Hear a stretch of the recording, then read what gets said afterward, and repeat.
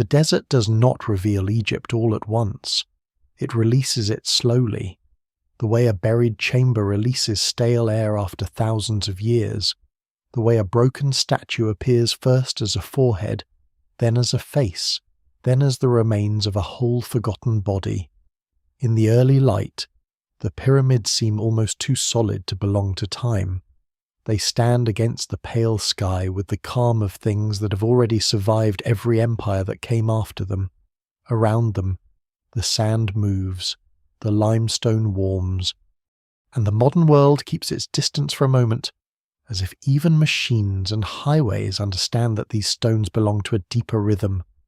Yet the greatest mystery of ancient Egypt is not only how these monuments were built, it is how much of the knowledge behind them has disappeared. What survives is overwhelming, but also incomplete.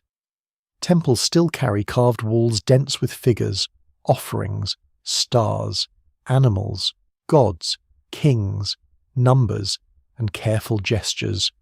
Tombs still preserve painted banquets, river journeys, fields of grain, workshops, musicians, hunters, mourners, and priests bending over the dead.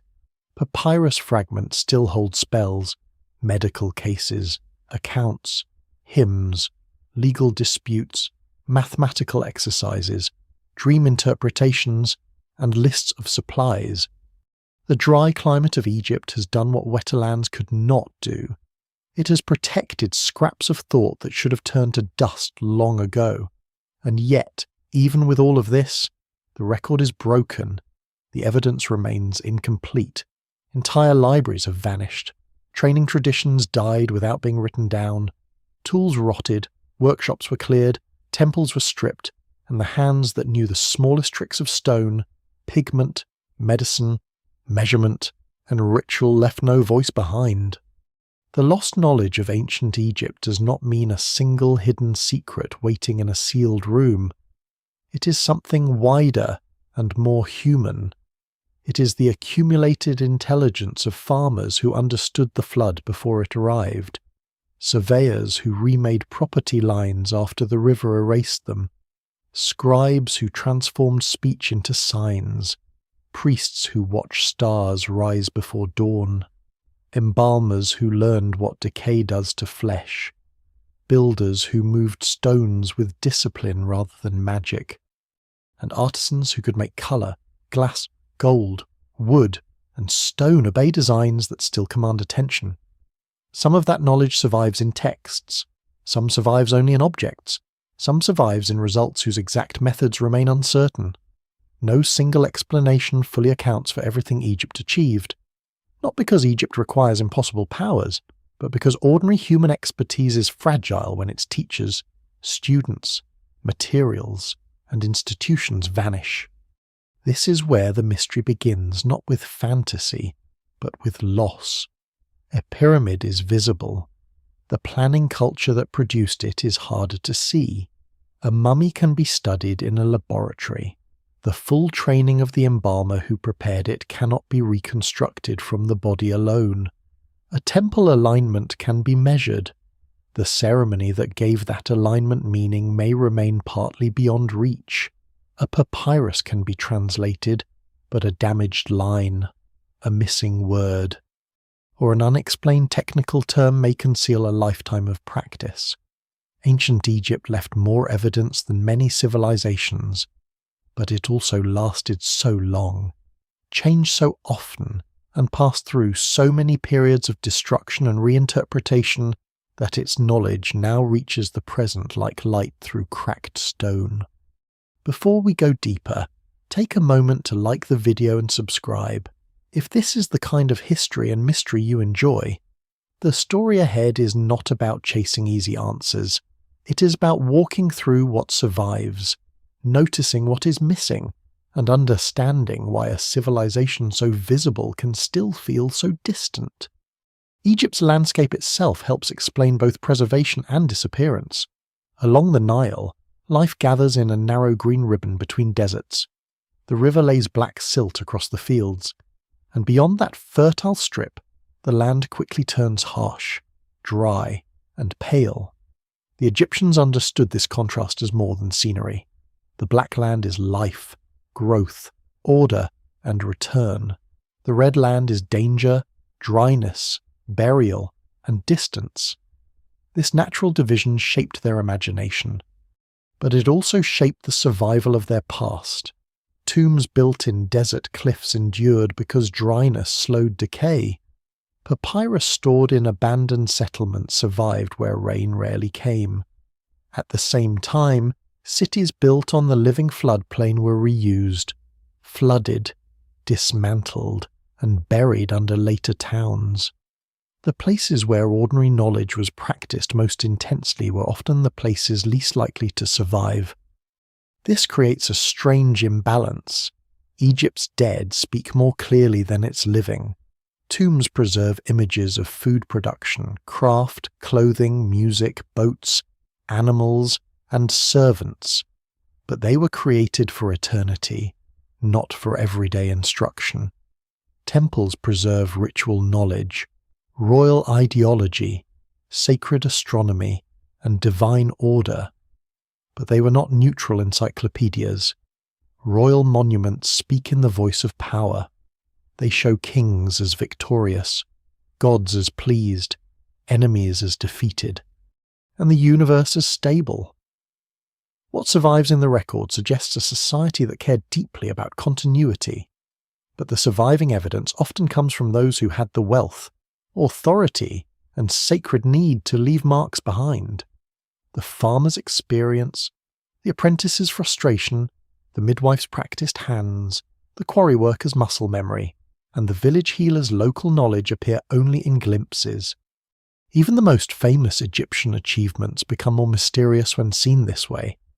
The Great Pyramid does not simply represent huge stones piled high. It represents a society capable of quarrying, transporting, feeding, organizing, measuring, leveling, recording, commanding, and motivating labor over years. It represents knowledge of materials, logistics, food supply, seasonal work, rope, sledges, ramps or other hauling systems, copper tools, wooden devices, and administrative control. Scholars still debate many details of pyramid construction, including the exact forms of ramps and the changing organization of work gangs. But the broader picture is clear: the achievement rests on human planning at extraordinary scale. The lost knowledge is not a supernatural machine.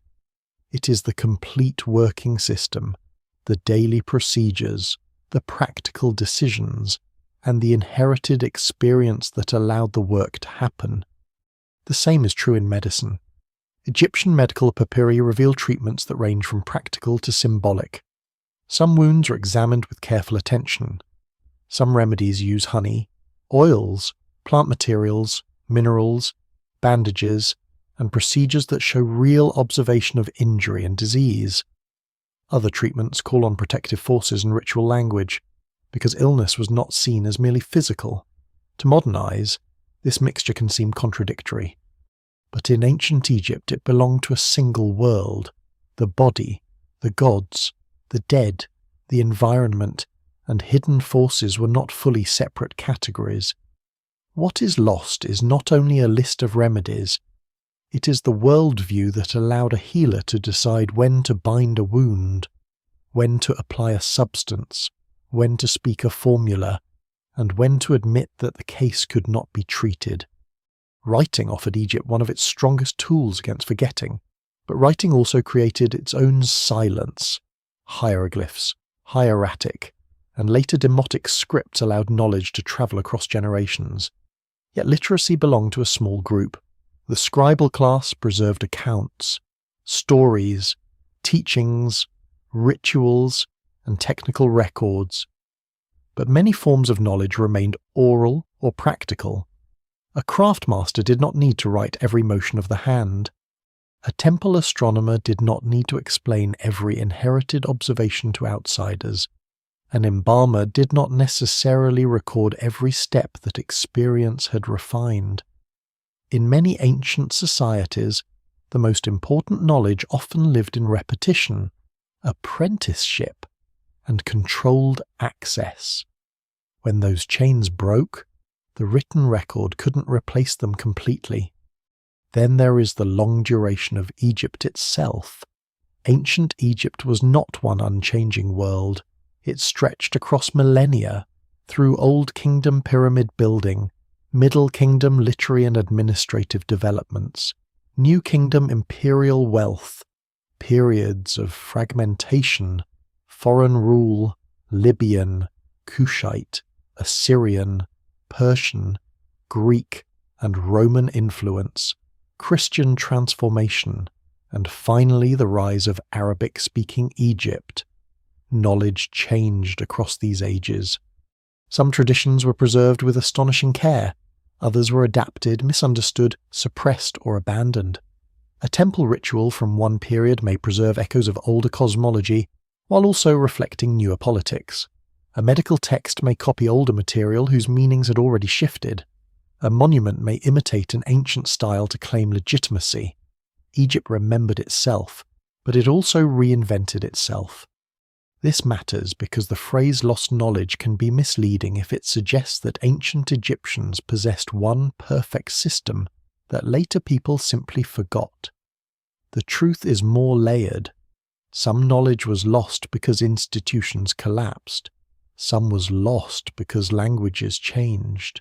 Some was lost because religious systems were replaced. Some was lost because fragile materials decayed. Some was never written down in the first place. Some may not be lost at all, but hidden in plain sight, locked inside technical details that specialists are still learning how to interpret. And some popular mysteries are not mysteries in the ancient evidence, but modern misunderstandings created by underestimating what skilled human communities can accomplish with time, organization, and belief. Still, the feeling of absence remains powerful. In a museum, a visitor can stand before a statue carved with impossible patience and see the polish of a hand that lived 4,000 years ago. The stone is present. The hand is gone. The training is gone. The workshop smell is gone. The jokes, mistakes, corrections, and quiet instructions are gone. A papyrus behind glass may preserve words from a scribe who expected those words to function inside a living world of temples, offices, families, gods, and laws. Now the words survive, but the world around them must be rebuilt from fragments. That is the heart of this story. Ancient Egypt is not silent because it left nothing behind. It is silent because it left behind enough to prove how much more once existed. The monuments do not close the mystery, they open it. They stand as evidence of knowledge made visible, while pointing toward knowledge that has slipped beyond direct recovery. Under the desert, in broken tombs, in erased cities, in damaged papyri, in chemical traces, tool marks, star ceilings, bones, pigments, and measured stones. The remains of that knowledge still wait to be read carefully. Some of it can be recovered, some of it can only be approached, and some of it may remain forever just out of reach, like a doorway carved into a wall whose chamber has collapsed behind it. The order that later generations admire in Egypt begins with something that is never perfectly orderly at all: water. Each year, long before any king commands stone to rise in the desert, long before priests carve sacred calendars into temple walls, the Nile arrives with a power no human being can ignore. It does not behave like a simple river. It swells from rains far to the south, from lands many Egyptians never see, and moves northward through a valley so narrow that life itself seems arranged along its banks by a careful hand. When the flood is generous, fields darken, grain rises, cattle feed, granaries fill, and the kingdom breathes more easily. When it is too low, hunger waits in the dust. When it is too high, homes, boundaries, and stored labor can be swallowed. Egypt's first great teacher is not a school, a temple, or a palace. It is the river that returns, changes, and demands attention. From this repeating uncertainty, Egyptians learned to watch the world with a seriousness that becomes one of their deepest forms of knowledge. The flood is not random in the way a storm may feel random. It has rhythm, but not obedience. It comes in cycles, yet each cycle has its own character. To survive beside it, people must notice signs, remember patterns, compare years, prepare fields, move animals, store grain, repair canals, and organize labor before crisis arrives. What seems at first like a natural blessing becomes an enormous administrative problem. A civilization grows not only because the Nile gives fertility, but because the Nile forces people to measure, record, predict, and coordinate. The river teaches Egypt that survival belongs to those who can transform observation into order. This is one reason Egyptian knowledge is so often practical and sacred at the same time. The annual flood is a physical event, but it also feels like cosmic renewal. The black silt left behind by the water is more than good soil. It is the visible return of life from chaos. The Egyptians eventually described their world through ideas of balance, truth, justice, and proper order, often gathered under the concept of ma'at. This is not only an abstract moral principle, it is also a way of imagining reality itself. The river must return, the sun must rise, the king must uphold order, the dead must be judged, fields must be restored, words, rituals, measurements, offerings, and laws all participate in the same struggle against breakdown. Scholars still debate how ordinary Egyptians understood these ideas in daily life compared with priests and elites, but the evidence suggests that order was not a decorative belief. It was the framework through which knowledge, power, and survival were joined. The flood also forces one of Egypt's most important technical habits: measurement. When water covers fields and then retreats, land boundaries can become uncertain. A farmer's plot, a temple's estate, or a noble's property may need to be marked again. Surveying becomes necessary, and geometry becomes more than theory. It becomes the practical art of restoring human lines after nature has erased them. Later Greek writers would associate Egyptian land measurement with the origins of geometry. And although such claims simplify a long history, they capture something real. Egyptian mathematics grows in a world where counting grain, measuring fields, calculating rations, estimating volumes, and organizing labor are matters of life and statecraft. Numbers are not separate from mud, rope, bread, stone, and authority. The tools of this knowledge are not always spectacular. A measuring rope can matter as much as a monument.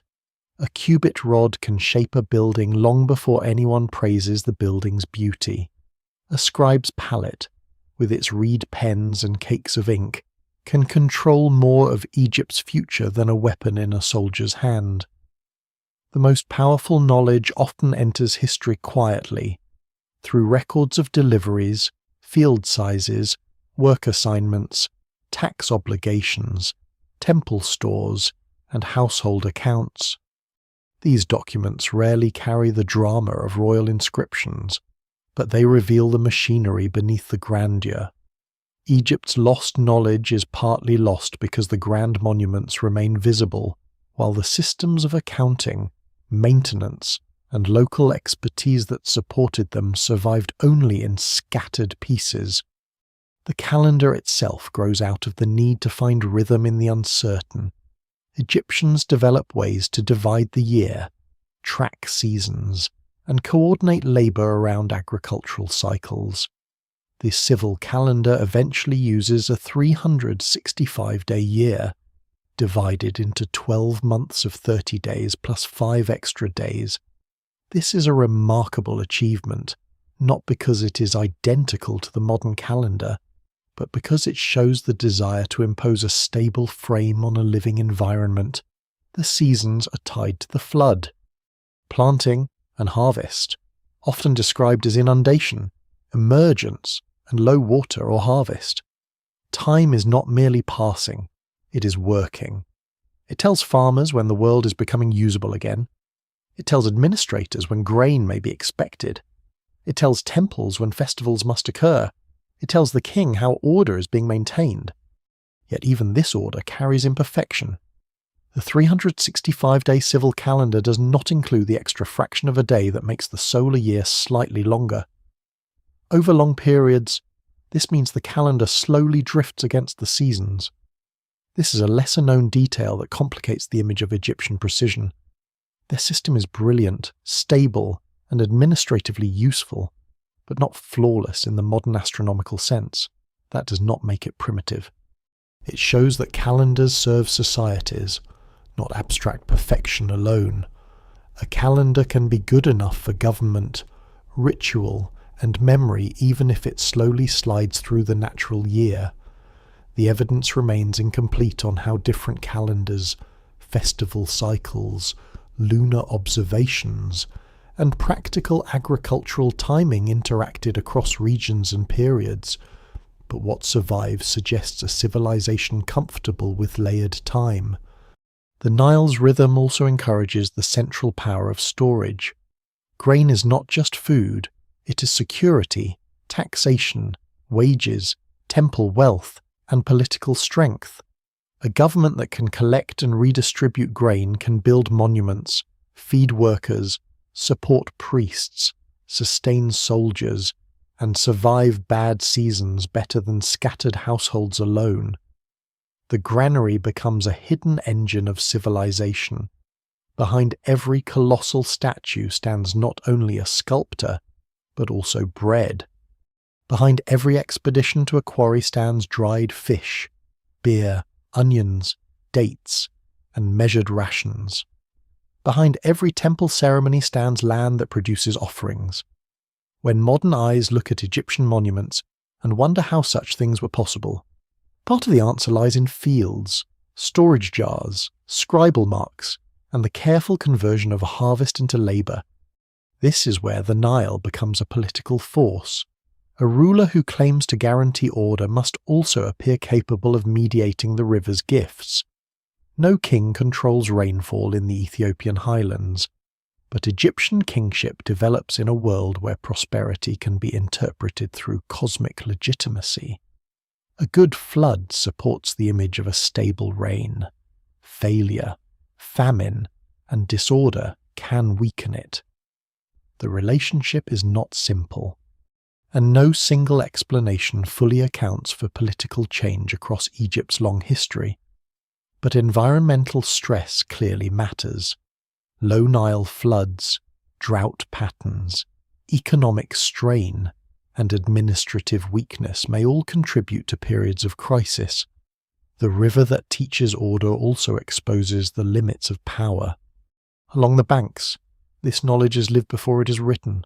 Farmers read soil by touch, boatmen understand currents, sandbanks, winds, and the timing of travel. Fishermen know the habits of fish in channels and marshes.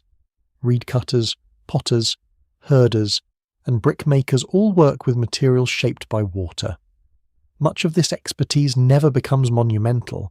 It passes from hand to hand, season to season, in gestures too ordinary for royal walls, yet without it, there is no Egypt. The knowledge of ancient Egypt is not only in temples and tombs, it is in the way a community learns to inhabit a narrow world between flood and desert without being destroyed by either. The contrast between the valley and the desert sharpens this intelligence. The Nile corridor is green, noisy, fertile, and crowded with human activity. The desert is vast, quiet, mineral-rich, dangerous, and sacred. Egypt depends on both. The valley feeds the people. The desert preserves the dead, provides stone and metals, shelters tombs, and marks the edge of the known. Expeditions move out into dry landscapes to quarry limestone, granite, alabaster, copper, gold, and precious stones. These journeys require maps of memory, water planning, animal management, guards, scribes, and skilled workers. The river gives Egypt continuity, but the desert gives it materials for eternity. Knowledge grows in the movement between the two. Over centuries, the Nile does something even more subtle. It trains Egyptians to see repetition as meaning. The river returns, the sun returns. Stars return to their places in the sky. The dead hope to return to life in another form.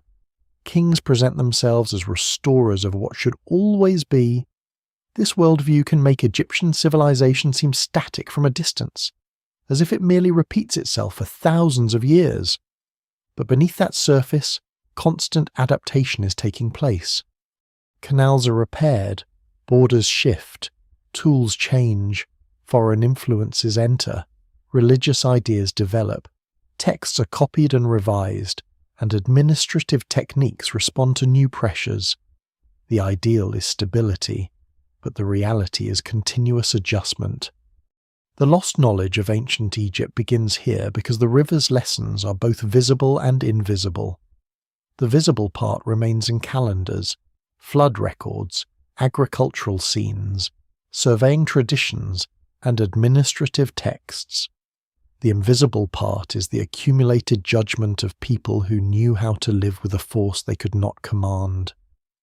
Modern science can explain the flood through hydrology and climate.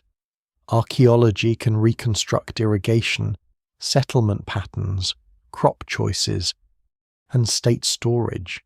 Texts can reveal how Egyptians praised the river, feared famine, and linked abundance to divine order. But the full lived intelligence of generations who watched the water rise against the banks, who smelled the wet earth after months of dust, who knew when to wait and when to work, cannot be fully recovered. So Egypt's knowledge does not begin in a hidden chamber. It begins in mud, light, hunger, and return. It begins with the realization that a civilization must remember more than one lifetime can hold. The Nile teaches people to count days, mark land, store food, organize labor, honor cycles, and imagine order as the difference between life and ruin. Later, this habit of order will reach into stone, medicine, stars, death, writing, and empire. But its first school is the river. And its first lesson is that survival depends on watching carefully. From the river's rhythm grows another kind of power, quieter than kingship and less visible than stone, but essential to everything Egypt becomes. It is the power of those who can record, copy, calculate, preserve, and restrict knowledge. In a civilization where most people work by memory, habit, and spoken instruction, the person who can read a sign and make a mark holds something rare. A scribe does not need to lift blocks in a quarry to shape a pyramid's future. He can assign men, count rations, measure grain, list tools, track absences, write orders, preserve taxes, and make the will of a distant official appear in ink. The reed pen is light in the hand, but it can move food, labour, land, punishment, offerings, and royal command across the kingdom. Egyptian writing is among the most powerful inventions in the ancient world, not because it belongs only to mystery, but because it turns spoken life into durable authority. Hieroglyphs can shine on temple walls and tomb facades, formal, sacred, and carefully arranged, hieratic. The cursive script used by scribes moves more quickly across papyrus and ostraca, carrying accounts, letters, medical texts, literary works, rituals, and teaching exercises later. Demotic becomes another script of administration and daily use. These scripts are not simply different fonts. They belong to different contexts, speeds, institutions, and audiences. The ability to move among them requires training, discipline, and access. Literacy in ancient Egypt is limited, and although scholars still debate exact rates across periods and social groups, it is clear that reading and writing are specialized skills rather than ordinary public abilities. This gives scribes a special place in the preservation and loss of knowledge. They are guardians, but also filters. What they choose to copy can outlive dynasties. What they ignore may vanish within a generation. What they are allowed to record depends on institutions, patrons, and purpose. A scribe in a temple, a palace office, a military administration, a legal setting, or a village community may handle different kinds of knowledge. Some texts are copied because they are useful. Others are copied because they are sacred. Others survive by accident, discarded on pottery shards, buried in rubbish, or sealed in tombs where dryness protects them. The Egyptian written record is rich, but it is not the whole mind of Egypt. It is a surviving selection shaped by power, material, habit, and chance. The training of scribes begins with repetition. Young students copy signs, words, model letters, wisdom teachings, lists, calculations, and formulaic phrases. They learn not only how to write, but how to think within the values of a bureaucratic world. Writing is discipline. It is patience, posture, memory, accuracy, and submission to inherited forms. A famous theme in Egyptian educational texts praises the scribal profession over manual labor, describing other jobs as dirty, painful, dangerous, or exhausting. The exact social reality behind such texts is debated, and they should not be read as simple documentary reports. But they reveal how scribal culture imagined itself. The scribe's life is portrayed as a path to status because knowledge, in Egypt, is not neutral, it is a ladder. Yet the scribe is not the only keeper of specialized knowledge. Temples form some of Egypt's deepest archives of memory. A temple is not merely a place of public worship in the modern sense. It is an estate, a ritual machine, an economic institution, a school, a storeroom, a workshop, a library, and a symbolic model of creation. Within its walls, priest performs daily rites to maintain divine presence and cosmic order. Offerings are prepared, statues are washed and clothed, hymns are recited, calendars are followed, festivals are staged, and sacred objects are protected. The temple's knowledge includes theology, astronomy, geography, medicine, ritual language, myth, architecture, music, and administration. But not all of it is open to everyone. Some knowledge gains authority precisely because it is restricted. This secrecy is often misunderstood. It does not mean that every temple hides a forbidden technology or a single lost master key to civilization. More often, secrecy means controlled expertise. Priests know the proper sequence of ritual acts. Scribes know the correct words. Artisans know sacred proportions and images. Astronomer priests know when certain stars appear. Lectors preserve ritual texts. Embalmers know procedures for the dead. Access depends on role and initiation. The boundary between sacred and technical knowledge is not always clear, because in Egypt a ritual done incorrectly is not just a mistake. It threatens the order the ritual is meant to uphold. What survives in the record suggests that knowledge can be practical, religious, and political at the same time. One lesser-known feature of this world is the existence of temple libraries and scriptoria, sometimes associated with terms often translated as houses of life. These institutions are difficult to reconstruct fully, and the evidence remains incomplete, but they appear to have been centres where sacred texts were copied, studied, and preserved.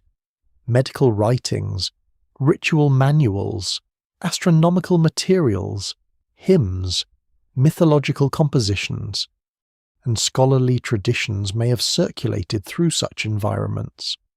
The phrase house of life itself carries a powerful image knowledge as something that sustains existence. Yet modern understanding depends on scattered references, surviving manuscripts, and later evidence. No archaeologist has uncovered a complete Egyptian temple library with shelves intact and catalogues waiting.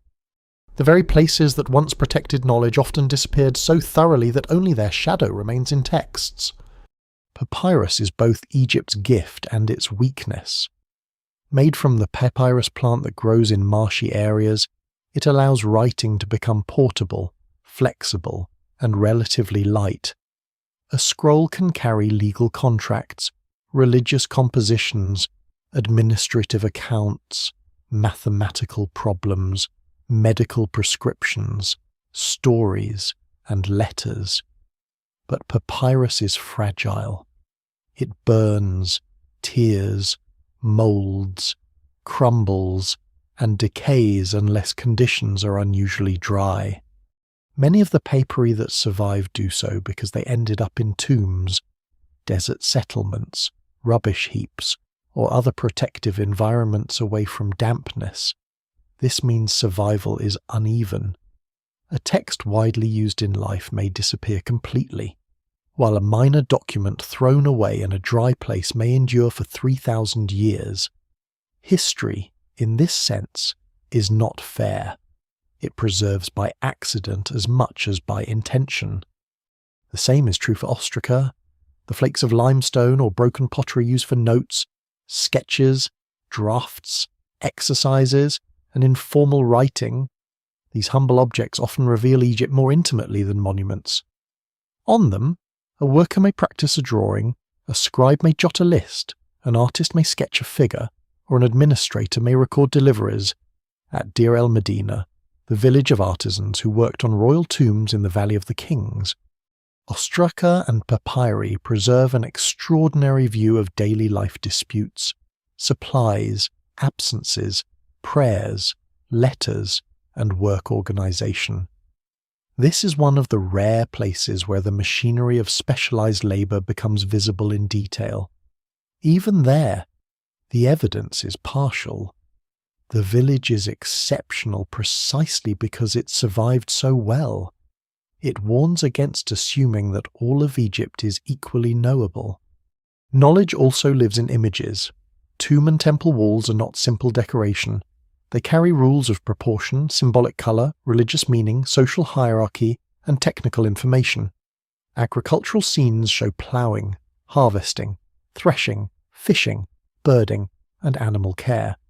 Workshop scenes show metalworking, carpentry, jewelry making, sculpture, and food production, but these images are stylized. They are shaped by convention and purpose. A tomb owner wants eternal abundance, not a neutral documentary film. Workers are arranged to communicate order and status. Activities may be idealized. Details can be accurate in one place and symbolic in another. The challenge for modern scholars is to read images as evidence without forgetting that they were made for the dead, the gods, and elite memory. The more one studies Egyptian knowledge, the more its survival appears layered. At the top are monumental inscriptions meant to endure. Beneath them are temple texts copied within restricted institutions. Beneath those are administrative documents, school exercises, private letters, legal records, and practical manuals. Beneath writing altogether are oral instructions, embodied skills, family traditions, local practices, and workshop secrets that rarely entered texts. When Egypt's temples lost support, when priesthoods declined, when script stopped being taught, when papyrus rotted, when cities were rebuilt, when foreign rulers changed institutions, these layers broke in different ways. Some knowledge remained visible on stone but unreadable. Some remained readable but contextless. Some disappeared before anyone thought to preserve it. This is why the lost archives of Egypt are not only physical rooms waiting under sand, they are broken chains of transmission. A temple could be damaged, but the deeper loss occurs when no one remains who understands why a text matters, how a ritual works, how a measurement is applied, or what a technical word implies. Ancient knowledge depends on communities. It needs teachers, apprentices, copyists, patrons, materials, and reasons to continue. When those reasons vanish, Even surviving texts can become mute. And yet, the scribes and priests succeeded more than they failed. Across thousands of years, they preserved hymns, myths, king lists, medical cases, mathematical exercises, funerary compositions, administrative records, and visual systems with remarkable persistence. They made Egypt one of the most textually and visually recoverable ancient civilizations on Earth. But their success creates the deeper ache of loss, because the fragments prove the existence of much larger worlds of thought. Every papyrus that survives suggests shelves that did not. Every copied ritual suggests teachers whose voices are gone. Every careful sign on a temple wall suggests a school of meaning that later centuries forgot how to enter. Egypt's knowledge was not stored in one place. It was spread through hands, rooms, rituals, tools, and trained memories. That is why so much could survive, and why so much could still be lost. The road from scribal ink to stone passes through measurement. Egypt's monuments may look like acts of pure force, as if they were born from command alone, but beneath their weight lies a quieter discipline counting, leveling, aligning, dividing, checking, and correcting. A pyramid begins long before the first block settles into place. It begins with a plan, a chosen site, a line drawn against the horizon, a decision about slope, base, height, chambers, passages, causeways, quarries, labour groups, supply routes, and the thousands of repeated measurements that must be made before a mountain of stone can appear intentional rather than merely enormous. The mathematics of ancient Egypt is not abstract in the way later Greek geometry often presents itself. It is mathematics with dust on it, mathematics tied to rope, grain, beer, brick, fields, and bodies at work. Egyptian mathematical texts that survive are few compared with what must once have existed, but they are revealing. They show scribes working through problems involving fractions, areas, volumes, rations, wages, slopes, and distributions. The Rin mathematical papyrus and the Moscow mathematical papyrus are among the most famous examples, though they are copies of traditions that may reach further back. Their problems often feel practical: how to divide loaves among men, calculate the area of a field, estimate the volume of a granary, or work with the dimensions of a structure. This does not mean Egyptians lacked intellectual curiosity. It means that their mathematical knowledge is preserved in forms connected to administration and craft. What survives in the record suggests a society where calculation serves the management of life, labour, and sacred construction. One of the most important Egyptian measuring systems is based on the cubit, often understood as a length related to the forearm from elbow to fingertip, though standardized cubit rods give it official precision. The royal cubit, divided into palms and fingers, appears in architecture and construction. A cubit rod is not just a ruler, it is a physical expression of order. When builders use the same standard, different hands can contribute to one design. When surveyors measure land after the flood, boundaries can be restored with recognized authority. When stonecutters shape blocks, scribes record dimensions, and overseers compare work against plan. Measurement becomes a shared language between the mind of the architect and the labour of the crew. The Great Pyramid of Giza remains the most famous monument through which people imagine Egyptian mathematics, and understandably so. Its base is astonishingly regular. Its orientation to the cardinal directions is impressively close, and its scale is still difficult to absorb even after centuries of study. Yet the more carefully scholars examine it, the less it needs impossible explanations. Its precision reflects deep practical skill, not evidence of modern machinery or secret supernatural intervention. Egyptian builders could establish straight lines, level surfaces, and cardinal orientation through careful observation, repeated checking, and organized labor.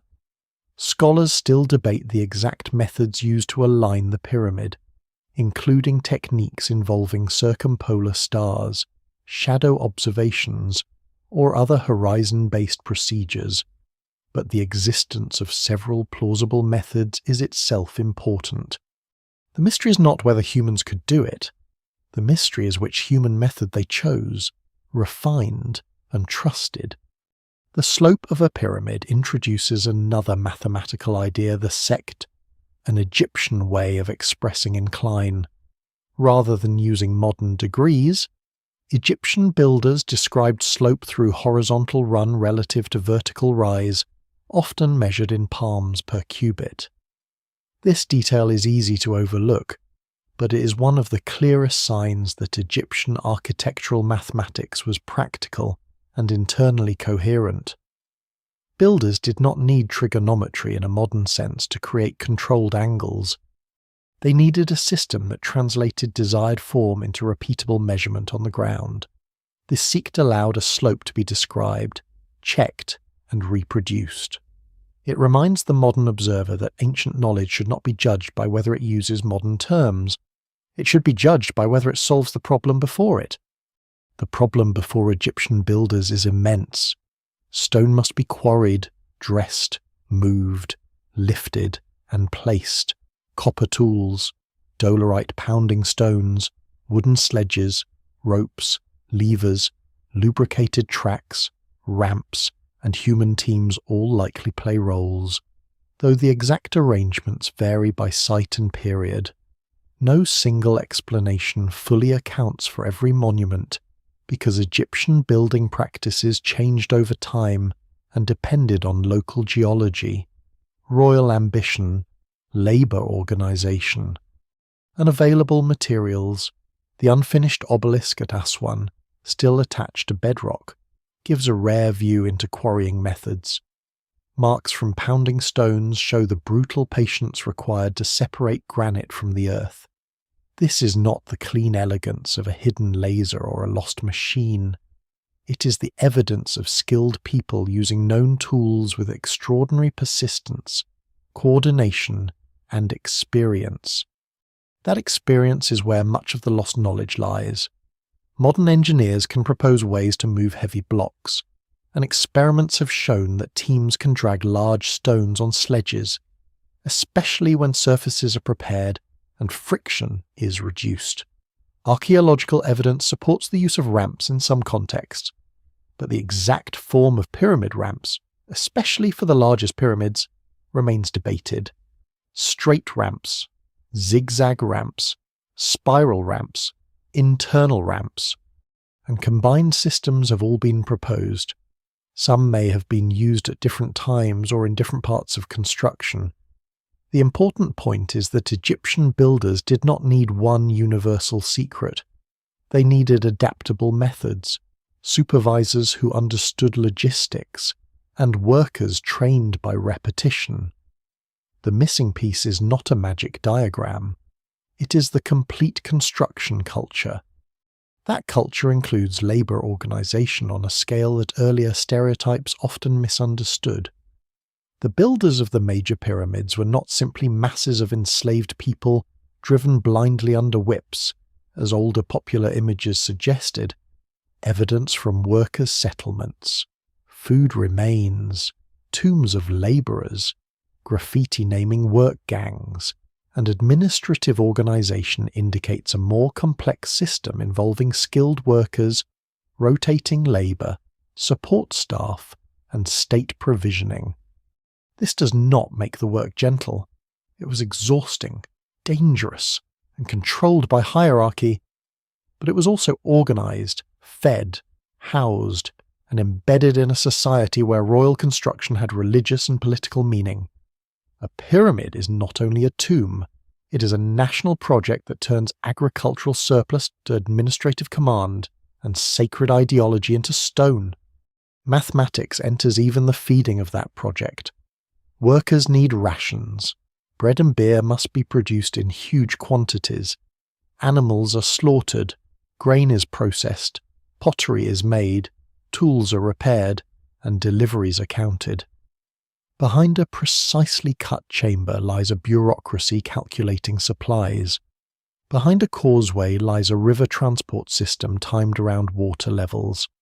Behind a polished casing stone lies a sequence of quarry labour, hauling, placement, and finishing. The ancient Egyptians leave enough traces to show that this was real, but not enough to reconstruct every daily decision. The evidence remains incomplete, especially for the earliest and most ambitious monuments, where later quarrying, erosion, reuse, and ancient secrecy have removed much of the construction record. Egyptian geometry also appears in less famous but equally important forms. Fields must be measured, storage spaces must be estimated, bricks must be counted, temples must be laid out according to sacred and practical rules, tomb corridors must descend at controlled angles, statues must follow proportional systems so that body forms remain recognizable within artistic convention. Grids used by Egyptian artists show that proportion itself becomes a measured language. A figure carved on a wall may look graceful, but behind it is a system of lines guiding shoulders, knees, elbows, eyes, and stance. This is knowledge as discipline, where beauty and order depend on repeated ratios learned in workshops. The Egyptians also knew how to build with memory. Later monuments sometimes imitate earlier forms, not by copying mechanically, but by drawing from inherited architectural principles. A temple expands over centuries as kings add courts, pylons, obelisks, chapels, and inscriptions. Builders must connect new work to old sacred space. They must respect axes, processional routes, foundation rituals, and symbolic geography. The mathematics of stone is therefore not only a question of engineering. It is also a question of continuity. A wall is measured in cubits, but it is also measured against tradition. The most surprising part of Egyptian engineering may be how much of it hides in plain sight. Modern viewers often focus on the final monument and forget the temporary worlds required to create it, ramps later dismantled, workers' paths erased, wooden devices decayed, rope vanished, planning marks weathered, and administrative papyri lost. Stone survives. The scaffolding of the knowledge often does not. This creates the illusion that the monument appeared without a method, when in fact the method has simply left fewer traces than the result. Fringe theories rush into this gap because absence invites imagination. Claims of lost super technology, giants, levitation, or non-human builders often grow from a real sense of wonder, but they usually depend on underestimating ancient skill and ignoring archaeological evidence. The true achievement is more impressive without them. Ancient Egypt shows what human beings can do when they combine measurement, belief, labour, administration, and time across generations. Its builders made mistakes. Revised methods, learned from earlier monuments, and developed practical solutions to problems that would challenge any society. Still, humility is necessary. Scholars do not know every method. They cannot name every architect. They cannot follow every block from quarry to final placement. They cannot recover every calculation made on a lost board or every instruction spoken by an overseer to a crew. What survives is enough to reject impossible fantasies, but not enough to flatten the mystery into certainty. The mathematics of Egyptian stone is both known and missing. Its principles can be studied, its tools partly reconstructed, its results measured with precision. But the full living practice, the moment when a master builder looks across a prepared foundation and knows by experience where error will creep in, belongs to the vanished world. And so the monuments remain double objects. They are evidence, and they are absences. Their lines preserve decisions made thousands of years ago, but not always the reasoning in the minds that made them. Their stones show that ancient Egyptians understood how to turn number into form, yet the exact pathways from calculation to construction are often broken. The desert keeps the pyramid, but not every rope. It keeps the chamber, but not every plan. It keeps the stone face, but not every measured breath of those who built it. The knowledge of Egypt does not remain in stone alone. It also enters the body, where pain, injury, birth, infection, aging, and death force people to observe with a different kind of seriousness. A monument can be planned over years, but a wound demands attention now. A fever changes by the hour. A broken bone must be set before swelling and weakness take over. A difficult birth can turn a household from hope to terror before sunrise. In this world, Egyptian medicine develops not as a modern science separated from belief, but as a practical art surrounded by invisible forces. It stands with one foot in careful observation and the other in magic, because for the ancient Egyptian healer, the body is never only flesh. It is a living place where gods, breath, fluids, decay, demons, words, substances, and fate may all be involved. The surviving medical papyri give some of the most remarkable glimpses into this world. Texts such as the Edwin Smith Papyrus, the Ebers Papyrus, the Cahoon Gynecological Papyrus, and others preserve cases, remedies, diagnoses, prescriptions, and ritual formulas. They do not represent all Egyptian medicine, and the evidence remains incomplete. But they show that Egyptian healers were capable of disciplined clinical thinking. The Edwin Smith Papyrus is especially striking because it organizes trauma cases in a way that can feel unexpectedly sober. Injuries are examined, symptoms are listed, a healer considers whether the case is treatable, uncertain, or beyond treatment. There is a kind of professional restraint in this structure. The text does not promise that every injury can be cured. Some conditions are recognized as hopeless, which may be one of the oldest forms of medical honesty preserved in writing. This does not mean Egyptian medicine was modern medicine in disguise. It was not. It did not understand bacteria, viruses, circulation, anesthesia, cellular disease, or the chemistry of infection in modern terms. Many treatments would not meet scientific standards today, and some reflect symbolic associations rather than effective therapy. But it would also be wrong to dismiss Egyptian healing as mere superstition. Honey appears in wound care, and modern research helps explain why honey can inhibit some microbial growth and help protect wounds in certain conditions. Linen bandages, splints, poultices, oils, resins, plant materials, minerals, and careful cleaning all show a practical engagement with the body. The Egyptians may not have known why some treatments helped, but accumulated observation can preserve useful methods long before theory explains them. The body itself teaches. Mummification gives Egyptians unusual contact with human anatomy, though not in the same way as modern dissection for medical research. Embalmers remove organs, handle tissues, notice decay, and learn how bodies change after death. Yet the relationship between embalming knowledge and medical knowledge is still debated. It is tempting to imagine embalmers as anatomists passing secret insights to physicians. But the evidence does not allow such a simple conclusion. Religious restrictions, professional boundaries, and different purposes may have separated the worlds of embalming and healing more than modern imagination expects. What survives in the record suggests that Egyptians understood many visible structures of the body, but their explanations of internal function remained shaped by traditional concepts rather than experimental anatomy.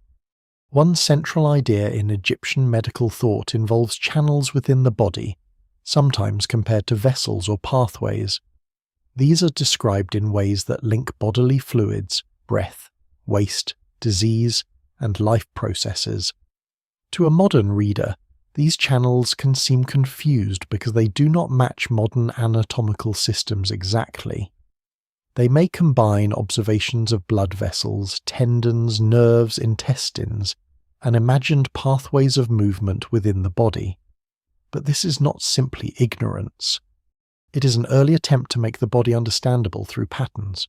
The healer sees that blockage, swelling, discharge, bleeding, breath, and pain are connected in some way. The system built from those observations is imperfect, but it reflects a serious effort to map hidden processes without the tools needed to see them directly. Egyptian medicine also depends heavily on substances. Remedies include plants, animal products, minerals, oils, fats, beer, wine, milk, honey, incense, resins, and many ingredients whose exact identification is still uncertain. Some prescriptions may have pharmacological value, others are symbolic, unpleasant, or ritualized. The use of malachite, natron, castor oil, frankincense, myrrh, willow, garlic, coriander, and various other materials suggests a long tradition of experimenting with the natural world. Trade networks also matter. Egypt's access to Nubia, the Levant, Punt, the desert, and the Mediterranean brought materials that could enter medicine, ritual, cosmetics, and preservation.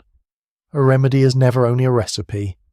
It is evidence of agriculture, trade, classification, memory, and trust in inherited practice. Women's health appears in surviving texts, though again in partial and sometimes difficult form. The Kahun gynecological papyrus includes treatments and observations related to fertility, pregnancy, and disorders associated with women's bodies.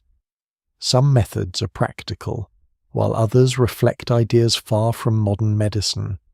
Pregnancy tests using grain, for example, appear in Egyptian tradition and later ancient medical thought. And although modern interpretations must be cautious, the very existence of such tests shows a desire to read biological signs through observable change. Childbirth itself was often managed not by elite male physicians but by women, midwives, family members, and household traditions that rarely survive in formal records. This is one of the great silences of ancient medicine. Some of the most important medical knowledge in daily life may have belonged to people who left almost no written voice. Magic enters this world not as a decorative extra, but as a form of action.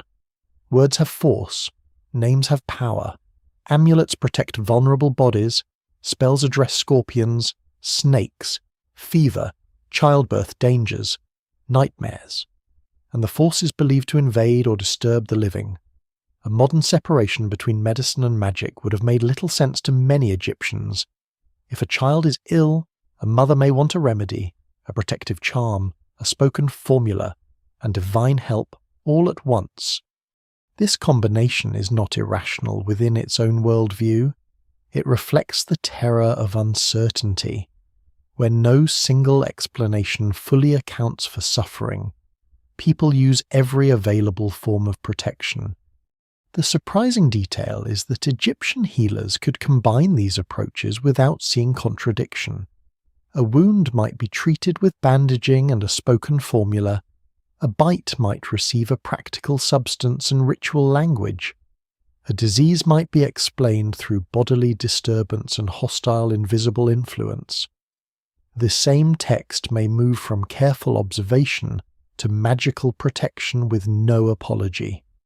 This mixture reveals the ancient mind not as confused, but as operating under different assumptions about reality. To heal is to restore order, and order includes both the seen and unseen. Medical knowledge also belongs to institutions. Some healers were connected to temples. Some may have served royal courts, military contexts, workers' communities, or local households. Titles such as physician, chief physician, dentist, or specialist appear in Egyptian records, though the exact meaning and scope of these roles can vary across time. The existence of specialists suggests organized knowledge, but not necessarily a standardized medical system across the entire country. a palace physician, a village healer, an embalmer, a midwife, and a priestly ritual expert may all possess different kinds of authority.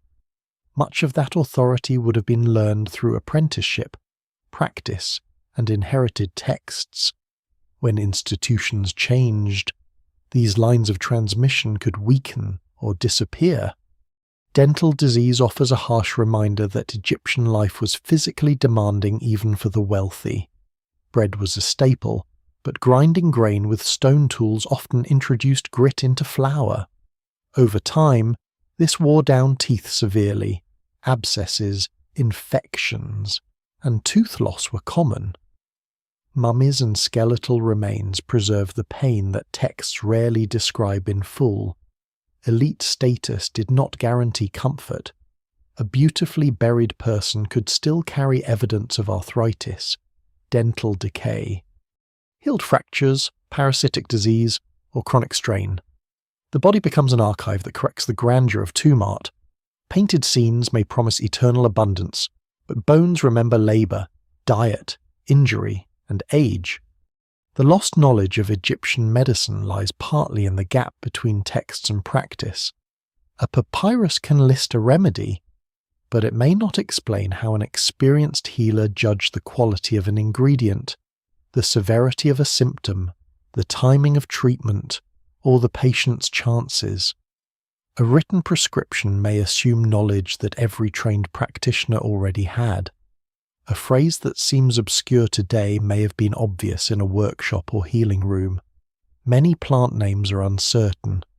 Some diseases cannot be identified with confidence because ancient descriptions do not map neatly onto modern diagnoses. Scholars still debate how to interpret many medical terms, and the temptation to force exact modern labels onto ancient conditions can be misleading. Yet the achievement remains profound. Egyptian medicine preserved observation across generations. It created categories of treatable and untreatable injury. It used substances that could have real effects. It developed professional roles. It recognized the body as something that could be examined, described, and managed. At the same time, it placed healing within a universe where fear, spirit, ritual, and divine protection mattered deeply. That combination may feel strange now, but it belongs to a society trying to survive without microscopes, antibiotics, modern surgery, or laboratory science. In the end, Egyptian medicine shows knowledge at its most human. It is not the cold precision of a pyramid edge or the measured line of a temple axis.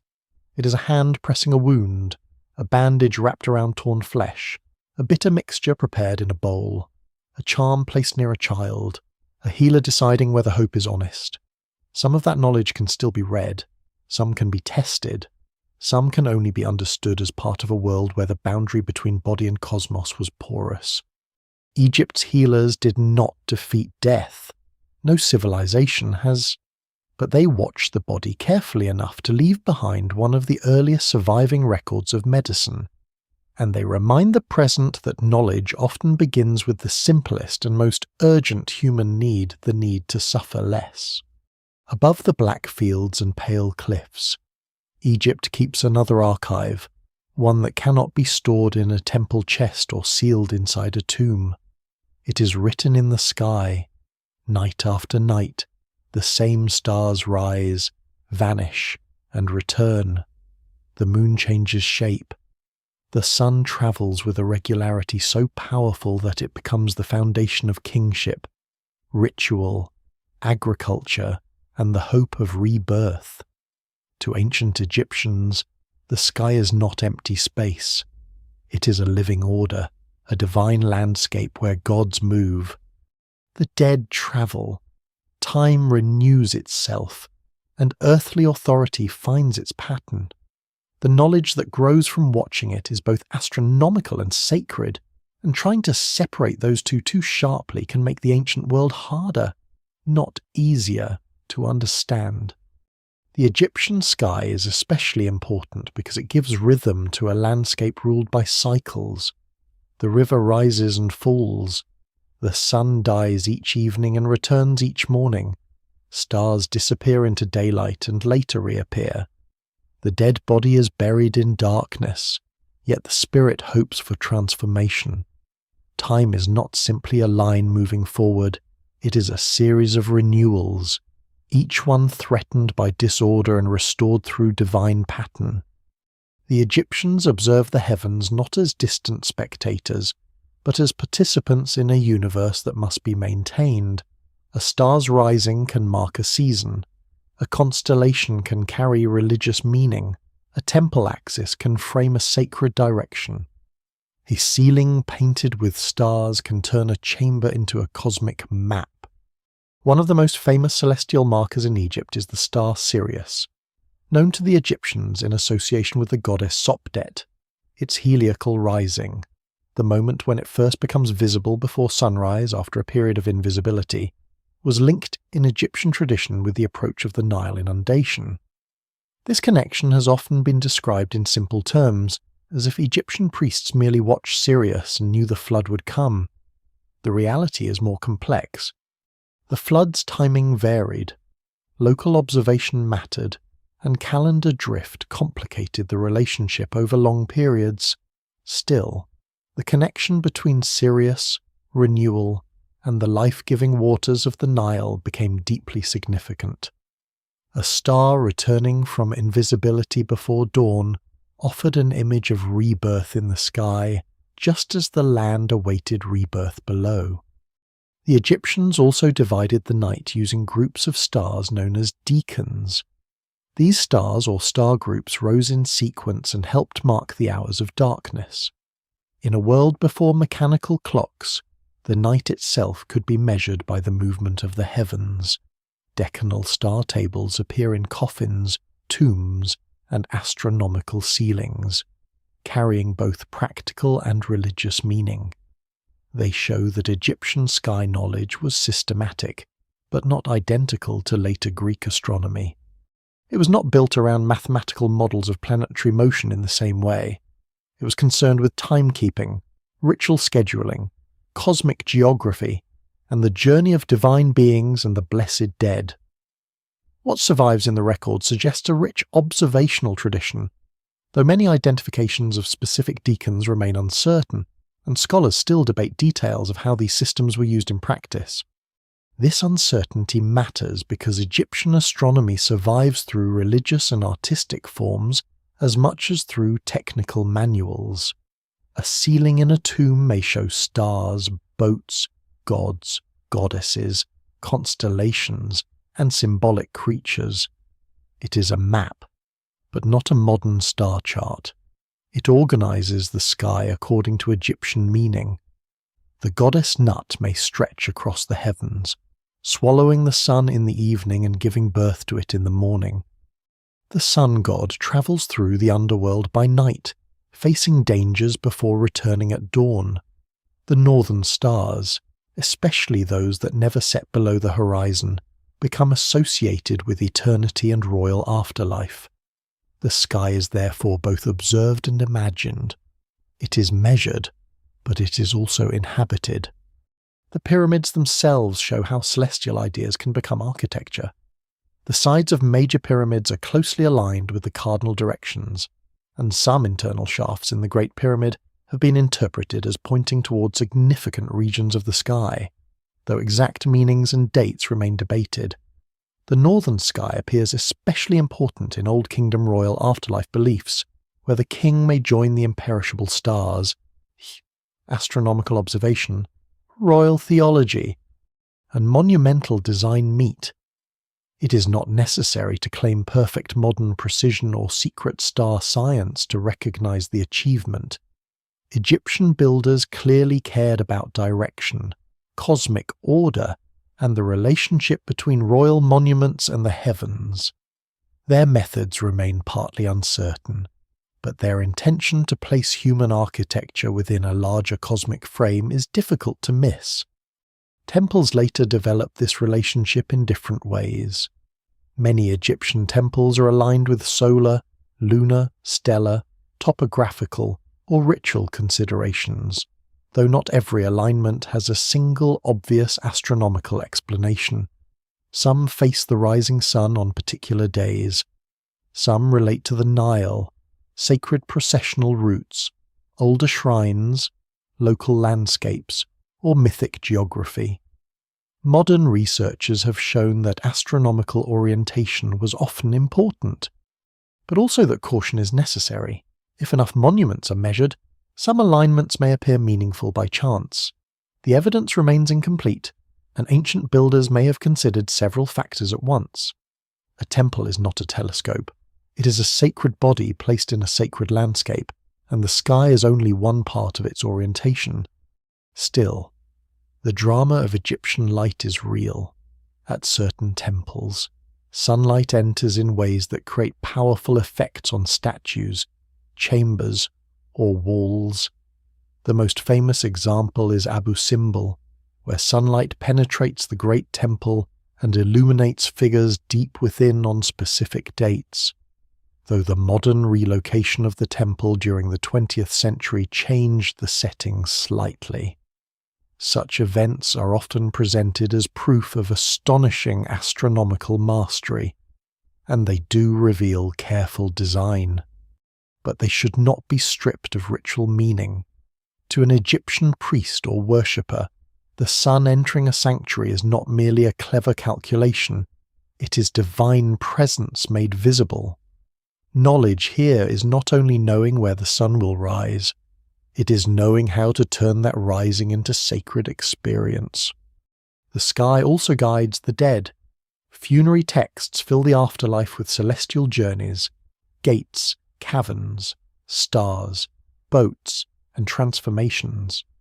The dead hope to move with the sun god, to emerge renewed, to avoid dangers, and to join enduring cosmic patterns. Coffin lids and tomb ceilings painted with stars create an eternal night above the body. The body lies below, preserved by human skill, while the soul's imagined path opens upward and beyond. This is why Egyptian knowledge of the sky cannot be reduced to farming calendars. It is also a technology of hope. It gives shape to what cannot be seen after death.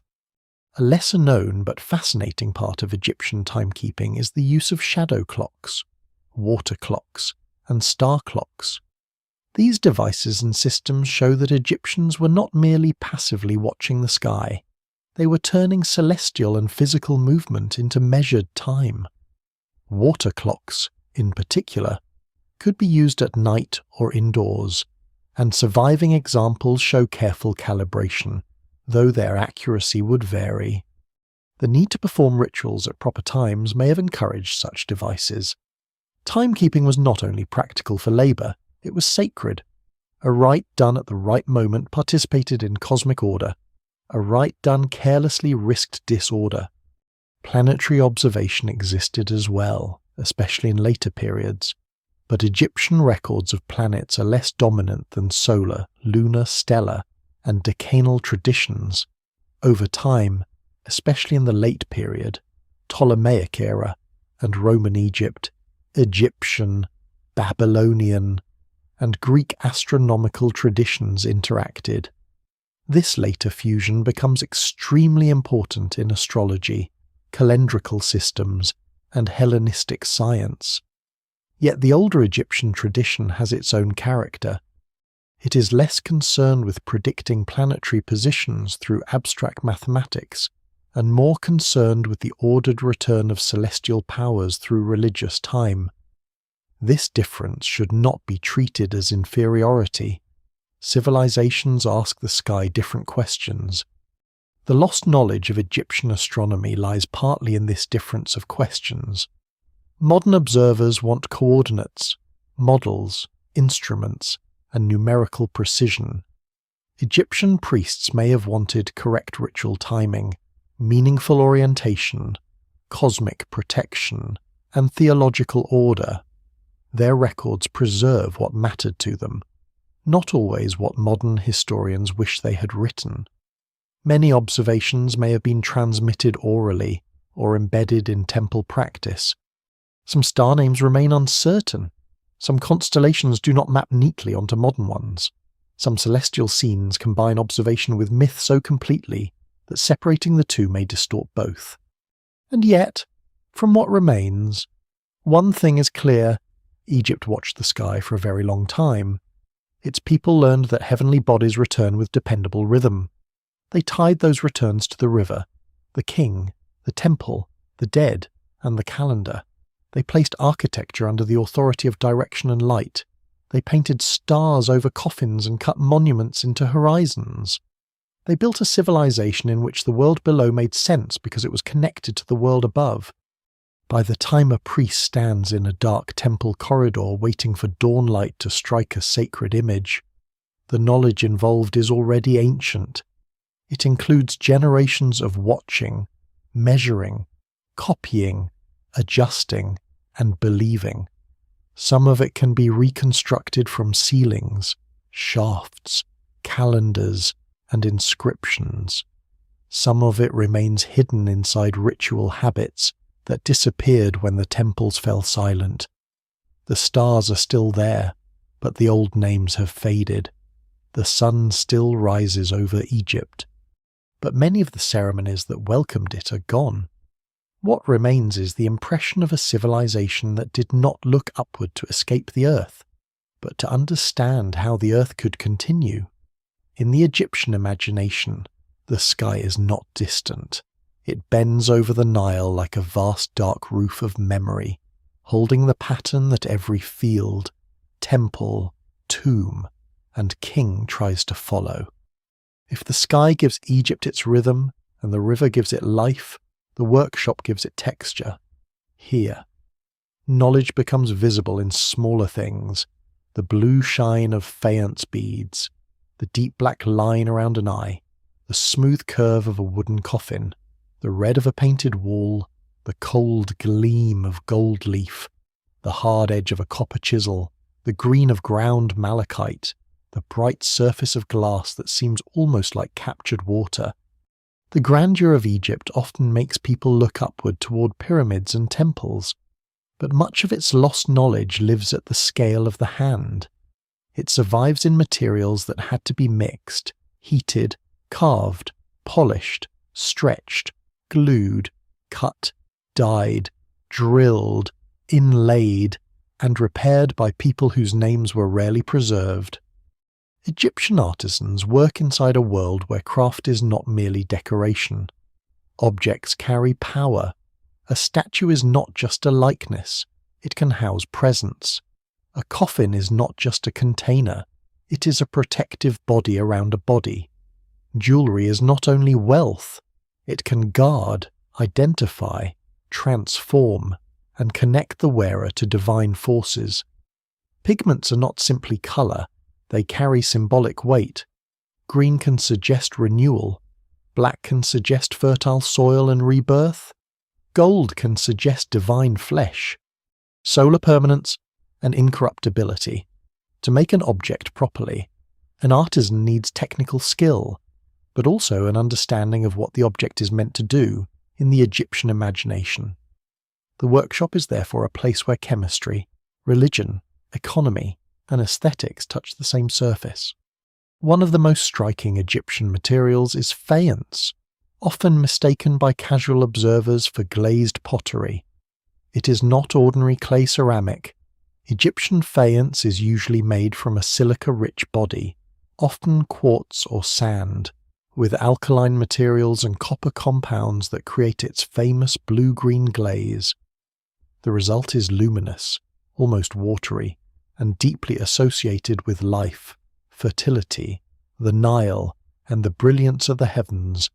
Beads, amulets, tiles, small figurines, rings, and inlays made from faience appear across Egyptian history. The technique may look simple when seen in a museum case, but producing reliable colour and surface required careful control of ingredients, moisture, shaping, drying, and firing. Scholars understand much about faience production, yet the full range of workshop recipes and local variations remains incomplete. A tiny blue amulet can contain generations of experimentation. Glassmaking adds another layer to this story. Egypt was not the only ancient culture to work with glass, and the development of glass technology involves wider Near Eastern connections. But Egyptian glass objects, especially in the New Kingdom, show impressive skill. Glass vessels, beads, inlays, and decorative pieces could be intensely coloured with cobalt blue, turquoise, yellow, white, red, and other shades. Some raw materials and colorants may have travelled through trade networks, and some glass may have been imported or exchanged as luxury material. Producing glass required high temperatures and control of mixtures in ways that were difficult in ancient furnaces. The evidence suggests specialized workshops and elite demand, but many details of production, distribution, and technical transmission remain debated. What survives in the object is brilliance. What is missing is the smell of the furnace, the failed batches, the guarded recipes, and the trained eye that knew when heat had done enough. Pigments show a similar blend of simplicity and sophistication. Egyptian artists used mineral and organic materials to create palettes that remained stable for thousands of years. Red and yellow ochres came from iron-rich earths. White could come from gypsum or calcite. Black often came from carbon-based materials. Blue and green might involve copper minerals or manufactured pigments. Egyptian blue, one of the earliest synthetic pigments known, is especially important. Made from a mixture involving silica, copper, calcium, and an alkali heated together, it produced a vivid blue that could be ground and used in paint. Its manufacture required a kind of chemical knowledge, learned through practice rather than modern theory. The artisans did not need to understand molecules to understand results. They knew mixtures, temperatures, textures, and repeatable outcomes. The lost knowledge lies in how such practices were taught, adjusted, and guarded across workshops and centuries. Painting itself was a disciplined act. Tomb walls might seem lively and flowing, with birds rising from marshes, servants carrying offerings, musicians bending over instruments, and boats gliding through papyrus thickets. But beneath this apparent ease is a system of preparation. Walls are cut, smoothed, plastered, gridded, sketched, corrected, carved or painted, and finished.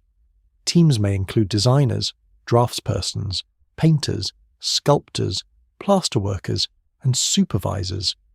Some unfinished tombs reveal stages of work, allowing modern scholars to see red preliminary lines, black corrections, and incomplete colour. These half-finished spaces are precious because they show the process before perfection hides it.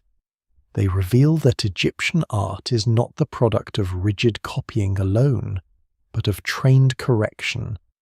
The final stillness of a painted figure conceals a living sequence of decisions. Stoneworking, the craft most associated with Egyptian mystery, is both better and less understood than popular imagination suggests. Limestone, sandstone, granite, basalt, diorite, alabaster, and other stones were cut and shaped with tools appropriate to their hardness. Copper and later bronze tools could work softer stones, while harder stones required pounding, abrasion, drilling, sawing with abrasive sand, and long labour. Dolerite pounders found in quarries show one of the most basic and effective methods for shaping hard stone. Tube drilling and sawing left marks that have inspired exaggerated claims about impossible machinery. But experimental archaeology shows that ancient methods using copper tools and abrasives can produce impressive results with time and skill. Still, the exact organization of every workshop, the pace of production, the tool maintenance systems, and the inherited tricks of master stoneworkers are not fully recoverable. Woodworking presents a different problem because Egypt had limited large timber. Native woods existed, but high-quality long beams and luxury woods often had to be imported, especially cedar from Lebanon and other valued materials from beyond Egypt. This scarcity made wood precious and encouraged efficient use, joining techniques, veneers, dowels, pegs, lashings, mortise and tenon joints, and clever construction methods, Egyptian furniture could be elegant, light, and durable. Beds, chairs, chests, shrines, boats, coffins, and ceremonial objects show careful carpentry. The survival of wooden objects from tombs, including those from royal burials, offers extraordinary evidence, yet many everyday wooden tools and structures vanished, leaving a distorted impression tilted toward elite preservation. The workshop knowledge of ordinary carpenters, boat builders, and repairers is far broader than what museum treasures alone can show. Metalworking brings fire more directly into the story. Copper was used early, followed by bronze, gold, electrum, silver, and later iron in more limited and changing contexts.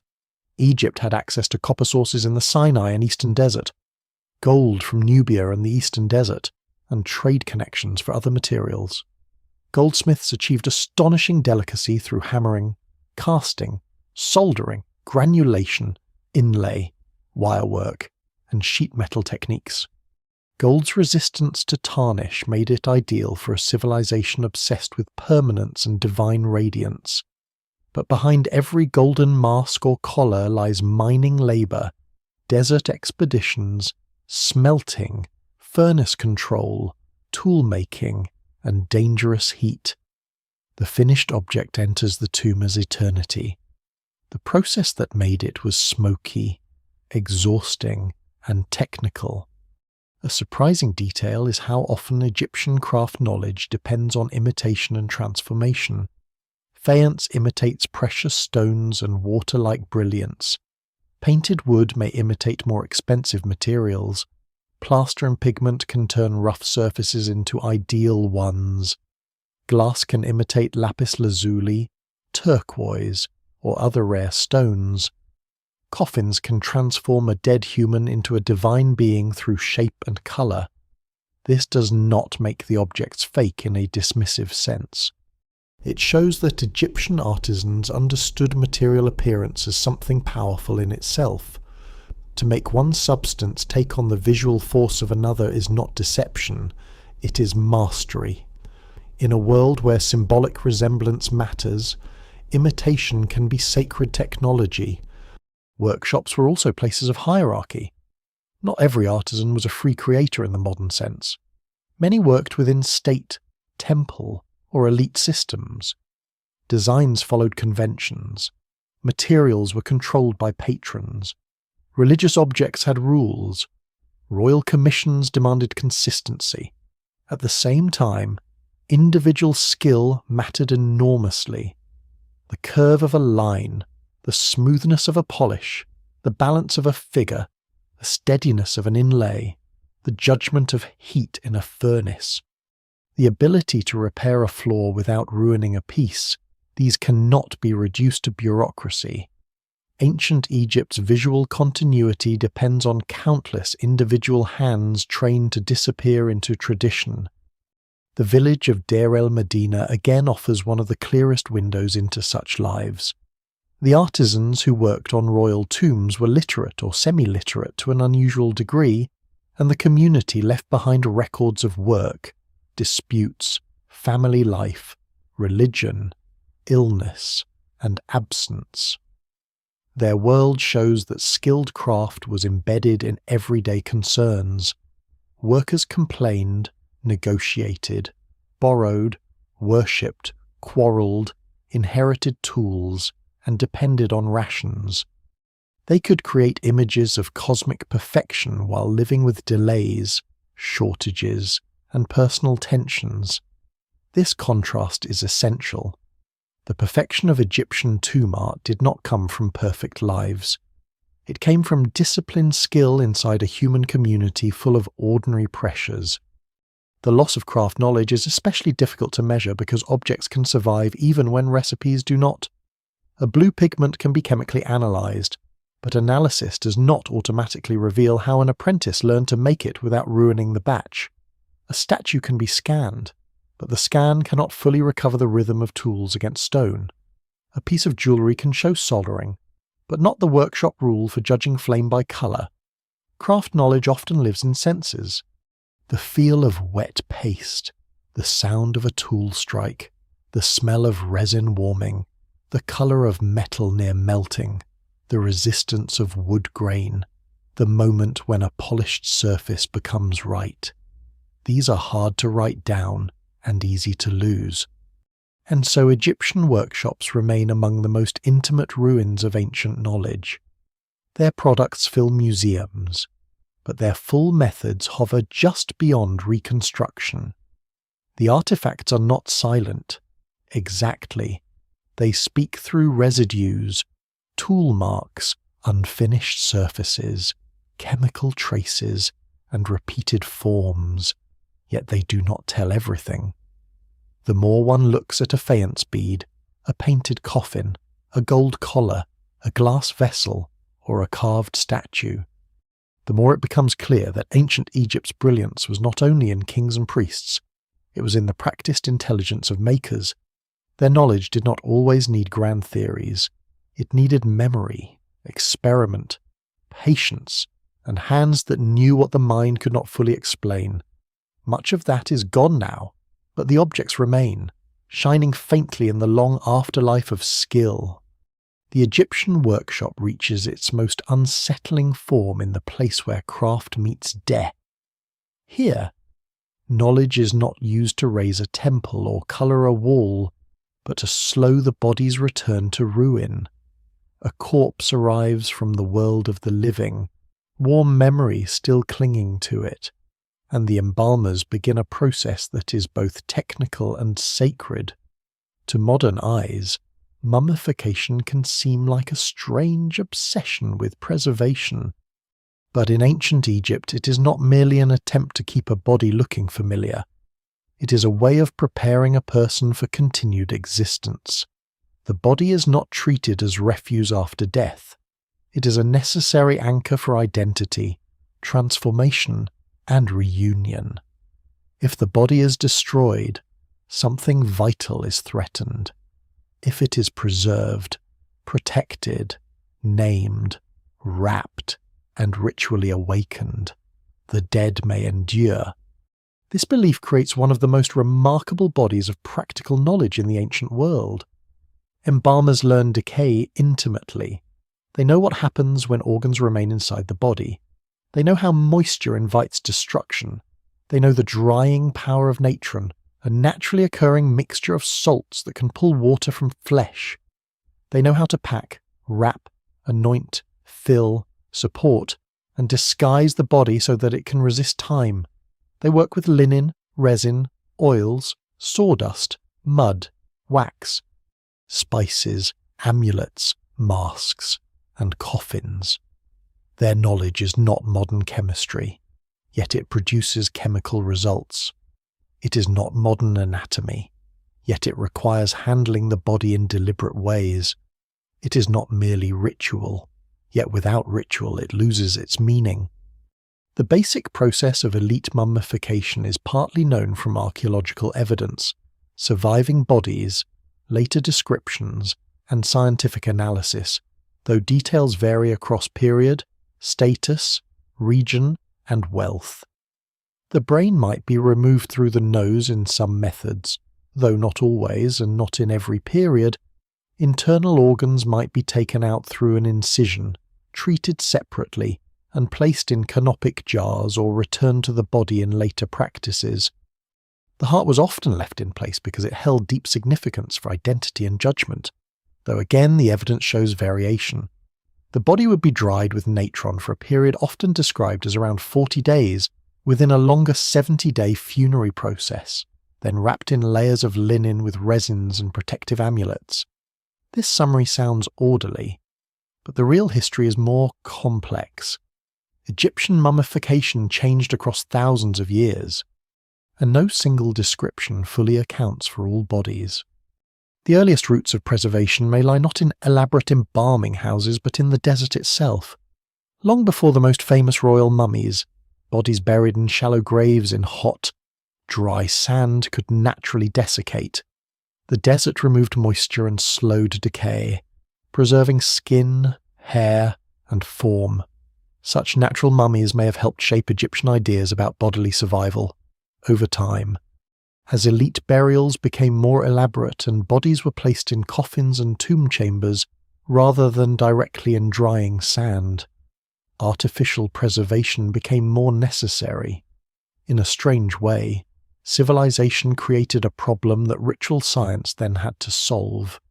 The more protected and elaborate the burial, the less the desert could do its work naturally. Embalming stepped in to imitate and improve the desert's preservative power. Natron is central to this transformation. Found in dry lake beds such as Wadi Natron, it becomes one of Egypt's great substances of purification and preservation. It dries the body, but it also belongs to ritual cleanliness. The same material world can serve several meanings at once.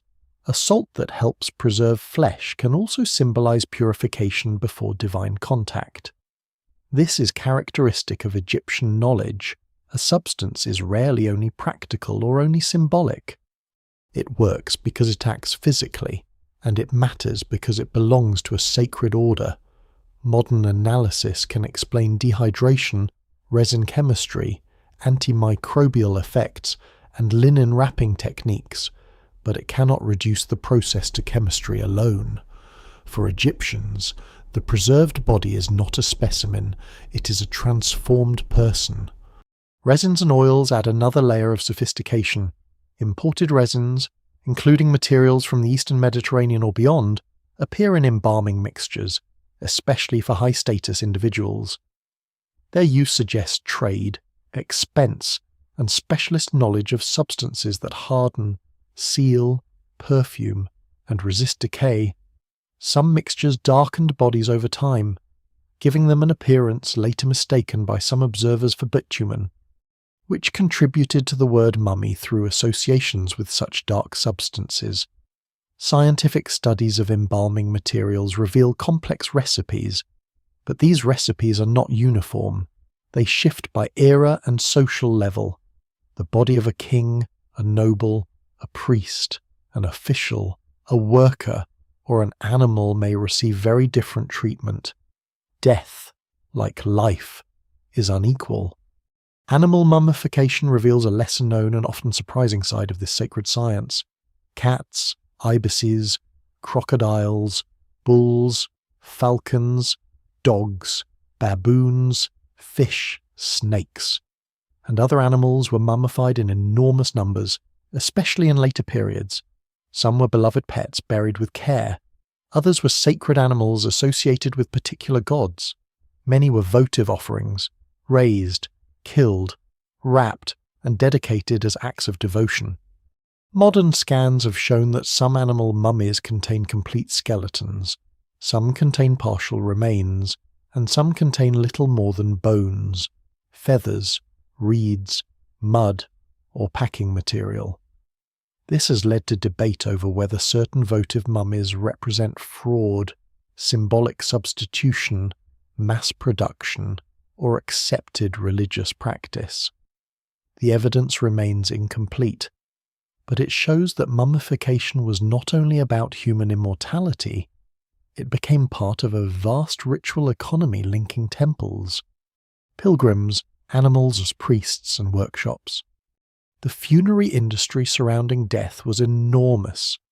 Coffin makers, linen producers, painters, quarry workers, amulet makers, priests, mourners, tomb builders, scribes, embalmers, and transport workers all contributed to the journey from deathbed to burial. A wealthy burial could involve nested coffins, masks, jewellery, canopic equipment, shabti figures, furniture, food offerings, ritual texts, and decorated tomb spaces. Poorer Egyptians had simpler burials, and many could not afford elaborate preservation. This unevenness is important. The iconic mummy wrapped in perfect linen and buried with gold is not the average Egyptian death. It is an elite expression of beliefs that extended through society in different forms.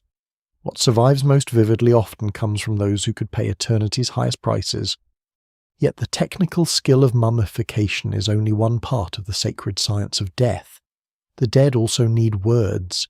Funerary texts provide guidance, protection, passwords, transformations, and ritual power. The pyramid texts, coffin texts, and later compositions, often gathered under the modern label Book of the Dead, show evolving traditions for helping the deceased pass into the afterlife. These texts are not a single fixed book in the modern sense.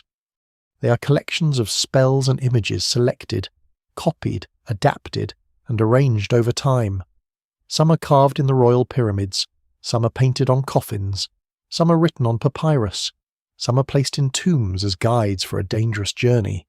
The dead must know how to pass gates, avoid hostile beings, join the sun god, breathe, eat, move, remember their name, and survive judgment. The judgment scene, especially the weighing of the heart, has become one of the most familiar images of ancient Egypt. The heart is weighed against the feather of Maat, and the deceased hopes to be found balanced. This is more than a moral scene. It links ethics, identity, cosmic order, and bodily preservation. The heart matters because it carries the person's inner truth. The name matters because being named sustains existence. The body matters because identity needs form. The tomb matters because offerings and memory continue the dead person's life. Death is therefore not a single event. It is a system of risks that must be managed through ritual, material, text, and remembrance. Tomb design also contains knowledge. Chambers are cut, decorated, sealed, hidden, aligned, and filled according to changing traditions. In the Valley of the Kings, royal tombs descend into the western mountains, their walls covered with underworld books, solar journeys, divine figures, and protective scenes. These tombs are not only burial places, they are maps of transformation. Their corridors move the king through a symbolic night toward renewal. The architecture itself becomes ritual time. But tombs are also physical spaces vulnerable to water, collapse, theft, smoke, reuse, and excavation. Ancient tomb robbers understood the value of burial goods very well. Many royal tombs were entered and stripped in antiquity, leaving modern archaeology with both treasure and absence. Mummification creates another paradox. It preserves bodies better than almost any ancient culture, yet it also hides knowledge inside silence. A mummy can be scanned, sampled, photographed, and chemically analyzed. It can reveal age, sex, disease, diet, trauma, embalming materials, wrapping patterns, amulets, and sometimes cause of death. But it cannot fully reveal the ceremony performed around it, the grief of the family, the voice of the priest, the smell of resin in the embalming place, the cost negotiated for each stage, or the exact instructions passed between workers. The object survives. The social moment is mostly gone. Even so, modern science has opened mummies in new ways without always unwrapping them. CT scanning and imaging allow researchers to look inside bodies while preserving their outer wrappings. Chemical analysis can identify embalming compounds. DNA studies, though difficult in Egyptian conditions and often complicated by contamination and preservation issues, have begun to add information about ancestry, kinship, and disease in some cases. These methods recover fragments of knowledge that ancient embalmers never intended to communicate. The dead become archives in a second sense, not only for Egyptian religion but for modern science. Yet caution is necessary. A mummy is not merely data, it is a human being from another world, and the ethics of studying remains continue to be debated. The sacred science of death is therefore both one of Egypt's best preserved knowledge systems and one of its most unreachable. We know many ingredients, tools, images, and rituals. We can see changes over time. We can compare bodies. We can read spells. We can reconstruct broad procedures, but the complete meaning of the process as lived by the Egyptians remains partly beyond us. The evidence suggests a civilization that refused to treat death as simple disappearance. Instead, it built a vast intellectual and material response to decay. It studied the body because the body mattered. It studied words because words acted. It studied substances because substances transformed. It studied the sky, the underworld, and the tomb because the dead had to travel through all of them.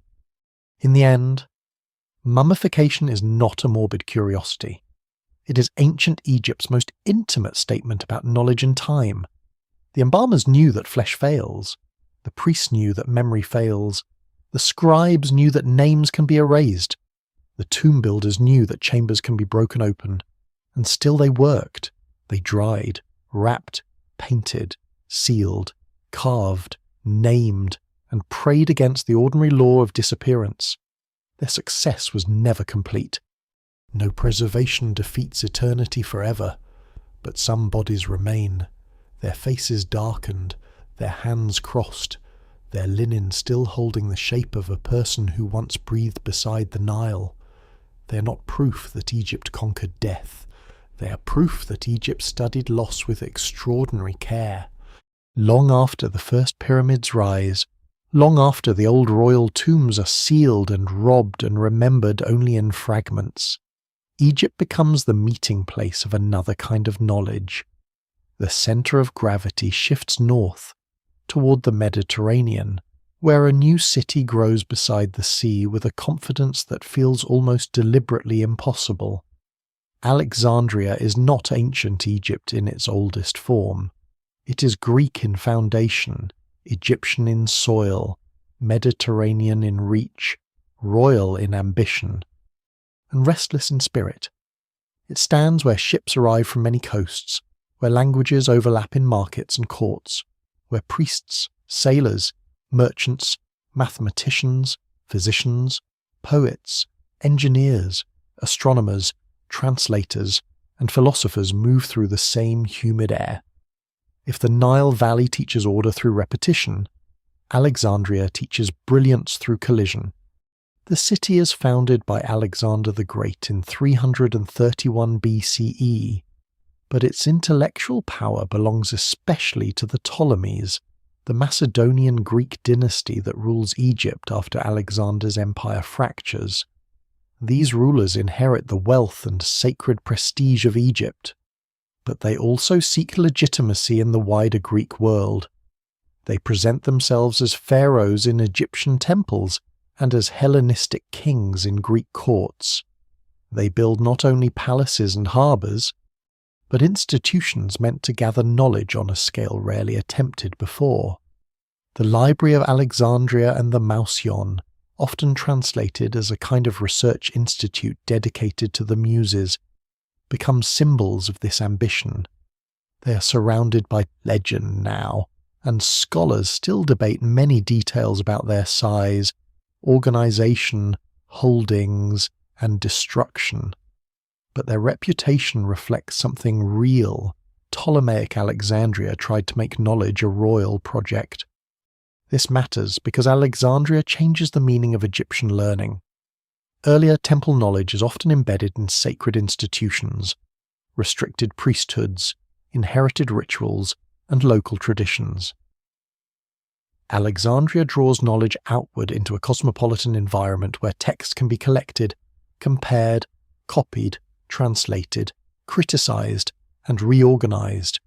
Greek scholars work in a land filled with Egyptian archives, monuments, priests, medical traditions, astronomical observations, and sacred histories. Egyptian priests operate under foreign rulers who both depend on and reshape their authority. Jewish scholars produce Greek translations of Hebrew scriptures in the broader intellectual world of the city. Traders bring information from Africa, Arabia, the Levant, the Aegean, and beyond. Knowledge becomes less like a sealed temple chamber and more like a harbour, with cargo arriving in forms no one can fully control. The Library of Alexandria is often imagined as a single vast building containing all the wisdom of the ancient world, then burning in one catastrophic night. That image is dramatic, but too simple. Ancient sources are inconsistent. Later stories grow around earlier events, and the evidence remains incomplete. The library may have been part of a larger palace and scholarly complex rather than a public library in the modern sense.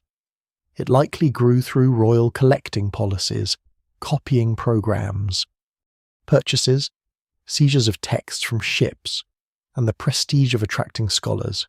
Its decline and losses probably occurred through multiple events over time: war, fire, political instability, changing patronage, religious transformation, neglect, and the general fragility of ancient institutions.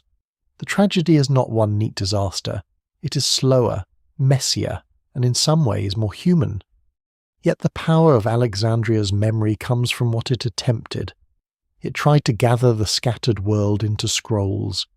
It treated books as instruments of rule, prestige, and inquiry. It supported scholars who edited Homeric poetry, studied geometry, measured the earth, investigated anatomy, mapped stars, designed machines, and argued about the structure of knowledge itself. Euclid, whose Elements becomes one of the most influential mathematical works in history, is associated with Alexandria. Though his personal life remains obscure, Eratosthenes, working in the Alexandrian scholarly world, famously estimates the circumference of the Earth using observations of the sun's angle at different locations, especially Syene and Alexandria. His result is not modern in method or exactness, but it shows a breathtaking confidence that the world can be measured through geometry, observation, and reason. This confidence does not erase Egypt beneath it. It grows partly because Egypt provides the conditions. The kingdom's wealth supports royal patronage. The Nile's long administrative tradition provides a land accustomed to records. Egyptian temples preserve older observations and ritual calendars. The location of Alexandria connects river and sea. Even the famous Pharos lighthouse, one of the wonders of the ancient world, shows how engineering, commerce, and royal display join in the city's identity. Standing on the island of Pharos, the lighthouse guides ships into the harbour and announces that knowledge here is also navigation, architecture, optics, fire, and power. It is a monument not to burial, like the pyramids, but to arrival. Medicine in Alexandria takes a particularly daring turn. Earlier Egyptian medicine had combined observation, remedy, and magic. But Hellenistic Alexandria becomes associated with anatomical research that goes further than most ancient societies allowed. Herophilus and Erasistratus, physicians working in Alexandria, are linked by ancient sources to human dissection and possibly vivisection, though the details are disturbing and debated. If these accounts are accurate, even in part, Alexandria briefly created conditions in which the human body could be studied directly in ways that later Greek and Roman medicine rarely permitted. This is one of the most unsettling forms of lost knowledge, because it may have produced anatomical insights that were not fully preserved or were later rejected, softened or absorbed into other traditions.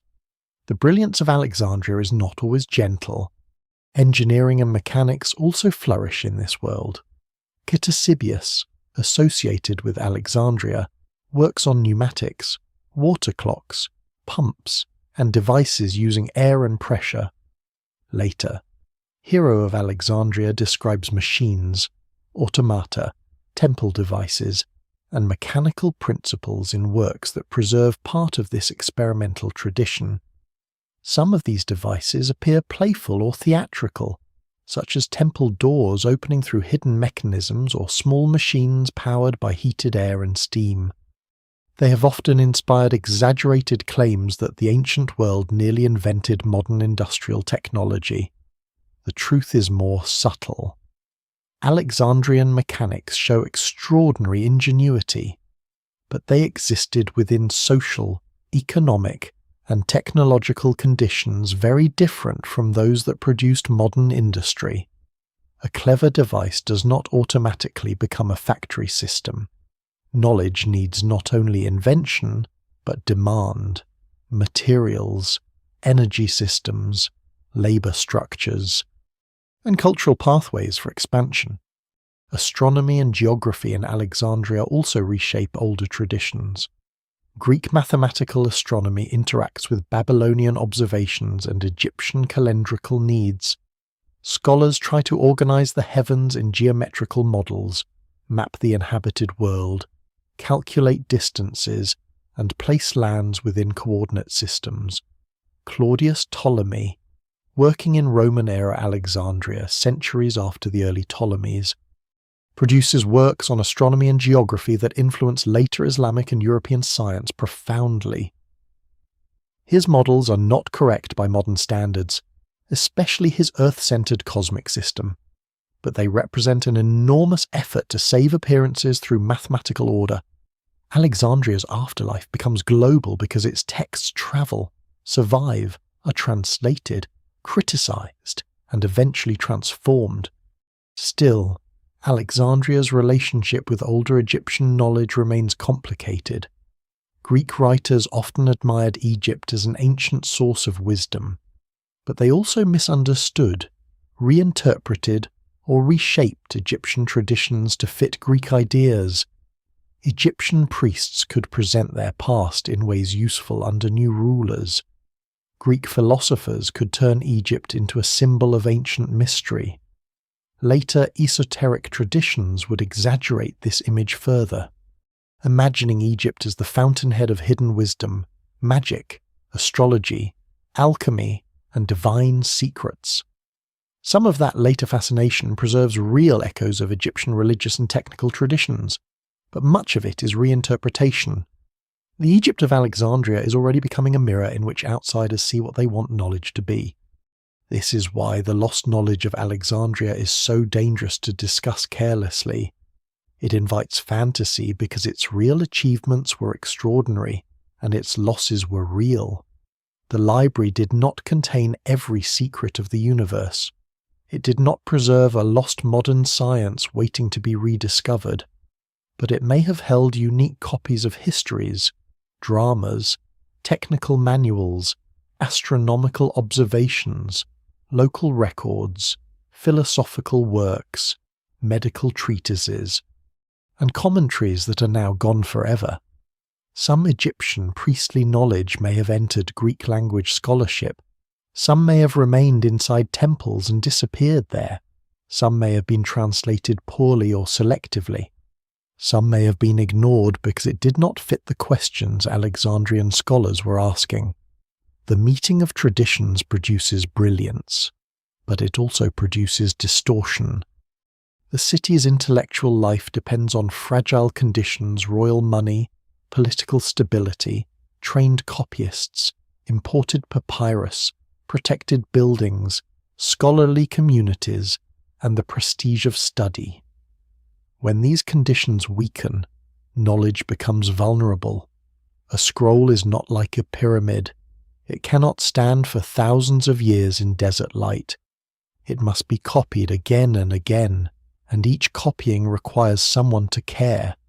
If a text falls out of use, it dies quietly. If a school closes, its methods fade. If a palace burns, rolls of papyrus vanish in minutes. If a language loses readers, a surviving manuscript becomes a sealed object. Alexandria's greatness reveals a painful truth that applies to all ancient knowledge. Accumulation is not preservation unless transmission continues. And yet, the afterglow is immense. Alexandria becomes one of history's great symbols because it gathers so many streams into one place. Egyptian sacred tradition, Greek philosophy, Near Eastern astronomy, Mediterranean trade, royal ambition, Jewish scripture, mathematical inquiry, medical experimentation, and mechanical invention all pass through its orbit. Not everything blends peacefully. Not everything survives. but for a time. This city shows what happens when a civilization built around the Nile opens fully to the sea. In the imagination, Alexandria stands at sunset, ships crowding the harbour, the lighthouse burning above the waves, scrolls moving through palace rooms, priests carrying older memories from temple towns, scholars arguing over measurements, physicians studying the body, scribes copying texts before ink fades. It is brilliant because it is crowded with knowledge, and dangerous because so much of that knowledge depends on human institutions that can fail. The desert preserved Egypt's dead. Alexandria tried to preserve the mind of the world. The desert, in many cases, did better. Knowledge does not always vanish in a blaze. Sometimes it disappears because no one copies the scroll, because a temple roof leaks, because a priesthood loses its income, because a script is no longer taught to children, because a conqueror takes land from one institution and gives it to another, because a city shifts a few streets away and the older archive becomes a quarry for brick and stone.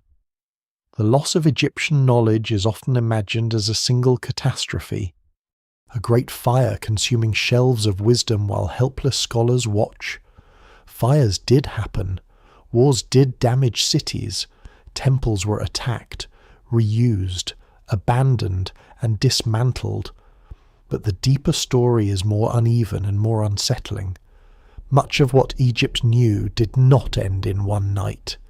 It weakened slowly, through centuries of political change, religious transformation, economic pressure, and ordinary neglect.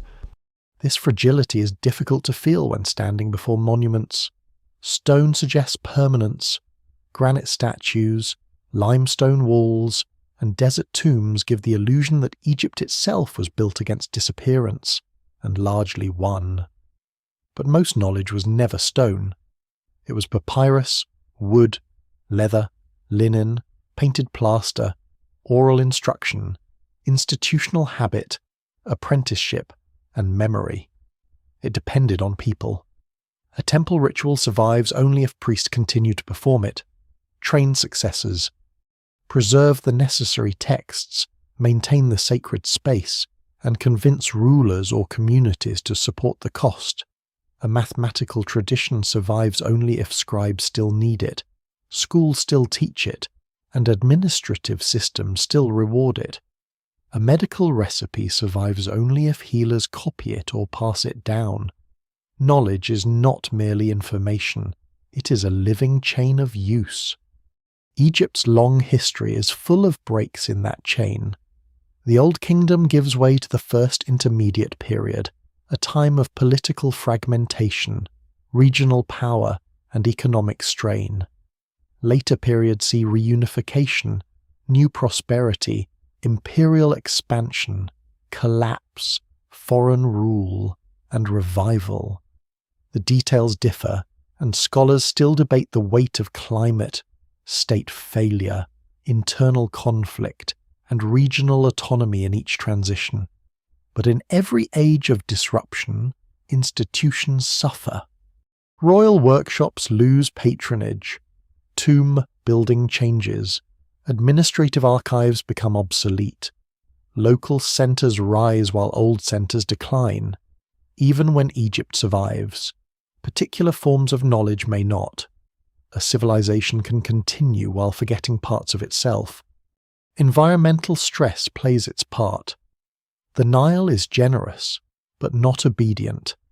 Periods of low flood, drought, or wider climatic disturbance can weaken food production and strain political authority. When harvests fail, fewer resources support monumental building, temple estates, schools, expeditions, and specialized craft. Survival becomes more urgent than preservation. It would be too simple to say drought caused the loss of Egyptian knowledge. But environmental pressure can expose the fragility of systems that appear eternal. A priestly archive is safer in a rich and stable temple than in a starving landscape where roofs collapse and workers leave. A craft tradition is stronger when patrons can pay for beauty When demand fades, skill fades with it. Foreign conquest also changes the terms of knowledge. Egypt is ruled at different times by Libyans, Nubians, Assyrians, Persians, Macedonian Greeks, Romans, and others. Some foreign rulers respect Egyptian traditions, restore temples, adopt pharaonic imagery, and use priestly authority to legitimize rule. Others extract wealth, reorganize administration, or favor different institutions. The result is not simple destruction. In some periods, Egyptian culture flourishes under non-Egyptian dynasties. The Kushite rulers, for example, present themselves as restorers of ancient forms. The Ptolemies build and decorate temples in traditional Egyptian style, while ruling through a Greek-speaking court. Continuity and change are intertwined, yet each political transition alters who controls resources, which languages matter, which records are useful, and which traditions receive support. Language is one of the most powerful forces in this slow loss. For centuries, Egyptian scripts maintain access to older knowledge. Hieroglyphs preserve sacred and monumental writing. Hieratic serves priestly and administrative needs. Demotic carries later every day, legal, literary, and religious writing. Greek becomes increasingly important under the Ptolemies and Romans, especially in administration, scholarship, and urban life. Later, Coptic writes the Egyptian language with Greek letters and additional signs, especially in Christian contexts. Arabic eventually becomes dominant after the Islamic conquest. Each shift opens new possibilities, but also creates distance from older texts. A scroll can survive physically, yet become culturally dead if few people can read it. Religious transformation deepens the break. Ancient Egyptian temple religion lasts with extraordinary persistence, adapting under Greek and Roman rule, but it does not last forever. Christianity spreads through Egypt, slowly reshaping religious life. Institutions, literacy, art, and identity. Temples that once supported priestly learning lose influence, revenue, and legitimacy. Some are closed, some are converted, some are quarried, some decay. The process varies by place and time, and it should not be reduced to a single dramatic image of one faith erasing another overnight. The evidence remains incomplete and local circumstances matter. But when the temples fall silent, a vast amount of ritual knowledge loses its living home. Sacred calendars, processions, offerings, hymns, astronomical traditions, mythological explanations, and technical vocabularies tied to temple practice no longer have the same reason to be maintained. This is one of the most important forms of lost knowledge becoming useless to the New World. A Christian monk may preserve literacy and learning, but he does not need to perform the daily awakening of an Egyptian god statue. A Greek-speaking administrator may keep tax records, but he may not value old ritual manuals. An Arabic-speaking official may govern effectively, but hieroglyphic temple inscriptions may be unreadable symbols from a dead religion. People do not need to hate a tradition for it to vanish. They only need to stop needing it. Material destruction completes what cultural change begins. Papyrus does not forgive dampness.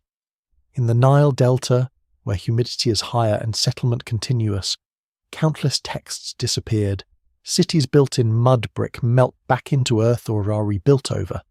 Stone blocks are reused in later buildings. Statues are broken for political, religious, or economic reasons. Tombs are robbed. Coffins are burned or recycled. Mummies are damaged by thieves, collectors, early excavators, and even by later practices that treated them as curiosities, medicine, pigment, or spectacle. The modern image of archaeology as careful recovery is relatively recent. For centuries, ancient remains were mined, traded, displayed, and misunderstood. Alexandria's losses belong to this wider pattern. The famous library may have suffered from several blows: Julius Caesar's Alexandrian War, later conflicts, imperial politics, reduced patronage, and the changing intellectual landscape of late antiquity. The exact sequence remains debated, and no single explanation fully accounts for the disappearance of the institution and its collections. But the larger point is clear. A library is not preserved by being famous. It is preserved by being funded, protected, copied, staffed, and needed. When those conditions erode, even the greatest collection can dissolve into scattered quotations, references, and rumours. The same happens on a smaller scale across Egypt. A temple archive may be eaten by insects or lost when priests leave. A workshop tradition may die when demand for a particular object ends. A family archive may be discarded when legal claims no longer matter. A school exercise may survive only because it was thrown into a dry rubbish heap. Chance becomes one of history's most powerful archivists. A careless discard in the desert may outlive a royal library in a humid city. This is why the surviving record can feel both miraculous and cruel. It gives thousands of details, then withholds the one thing needed to understand them fully. There is also intentional erasure. Kings sometimes remove the names or images of predecessors. Political enemies may be attacked in stone. The memory of certain rulers, most famously Hatshepsut and Akhenaten in different ways, could be reshaped or suppressed by later powers.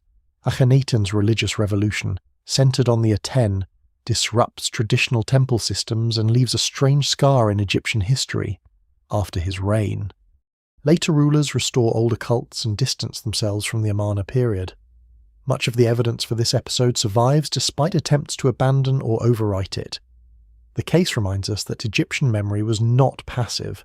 It could be edited, weaponized, repaired, and denied. But even deliberate erasure is rarely complete. Chisel marks can reveal where names were removed. Reused blocks can preserve hidden inscriptions inside later walls. Broken statues can be reassembled. A king erased from official memory can return through archaeology. Sometimes destruction creates new evidence, because the act of erasure leaves a wound. The lost knowledge of Egypt is therefore not a clean absence. It is full of scars, palimpsests, fragments, and accidental survivals. A later temple may contain blocks from an earlier building. A mummy's reused wrapping may include old documents. A cartonnage mask may preserve discarded papyrus beneath plaster. Egypt's past often survives by being recycled into something else. The most fragile knowledge, however, leaves no such trace. The pronunciation of ritual language, the exact melody of temple hymns, the gestures of ceremonies, the training methods of embalmers, the spoken explanations behind astronomical ceilings, the small corrections taught in scribal schools, the informal names of tools, the unwritten rules of workshops, the jokes and warnings that made apprenticeship human, these are mostly gone. They were not burned in one famous fire. They vanished because breath vanishes. When knowledge becomes fragile, civilizations do not always notice at first. The old priest dies, but perhaps another remains. The old script is still carved, but fewer understand it. The temple still stands, but its estate is smaller. The ritual is still performed, but less often. The scroll is still stored, but not copied. The language is still known, but not loved by the young. Then, after enough generations, a wall full of signs becomes decoration. A sacred formula becomes a puzzle. A god's name becomes a sound no one can speak with confidence. The loss feels sudden only to those who arrive at the end. Ancient Egypt's knowledge survived longer than most because it built strong institutions of memory. It carved in stone, copied on papyrus, repeated rituals, trained scribes, and wrapped the dead in texts. Yet even this was not enough to save everything. Time did not defeat Egypt by smashing every monument. It defeated Egypt by breaking connections. The monuments remained, but the living systems around them changed. The river still rose and fell. The stars still returned. The temples still cast shadows in the sun. But the people who knew exactly how to read every sign, time every rite, mix every recipe, and explain every sacred image slowly disappeared into the same silence they had spent their lives resisting. For a long time, Egypt's monuments remained visible while Egypt's words became silent. Travellers could stand before temple walls and see thousands of signs carved with astonishing care birds, eyes, reeds, hands, snakes, stars, mouths, seated gods, walking legs, water lines, crowns, beetles, and mysterious tools. The signs looked alive. They seemed too deliberate to be decoration, too ordered to be random, too beautiful to be merely practical. Yet for centuries, almost no one could truly read them. The stones spoke in public, under the sun, but their language had become sealed. This is one of the strangest reversals in history. A civilization that had used writing to fight forgetting was itself forgotten through the loss of reading. The silence did not fall all at once. Hieroglyphic writing continued into the Roman period, especially in temple contexts, while Demotic and Greek served other functions. Coptic, the last stage of the Egyptian language, survived in Christian Egypt and remains important in liturgical tradition. But the older scripts slowly left daily use. As temple religion declined, the need to train specialists in hieroglyphs and demotic weakened. The last known hieroglyphic inscription is usually dated to the late 4th century CE on the island of Philae, a place where old religious traditions endured unusually long. After that, the chain of transmission frayed beyond repair. The spoken descendant of ancient Egyptian did not vanish immediately, but the ability to read the old monumental and priestly scripts did. The language lived in altered form while its ancient written bodies became unreadable. This matters because writing had been one of Egypt's main defences against loss. Tombs, temples, coffins, stelae, statues, papyri, ostraca, and amulets all carried signs meant to preserve names, offerings, rituals, ownership, memory, and divine order. When those signs could no longer be read, the objects did not disappear physically, but their function changed.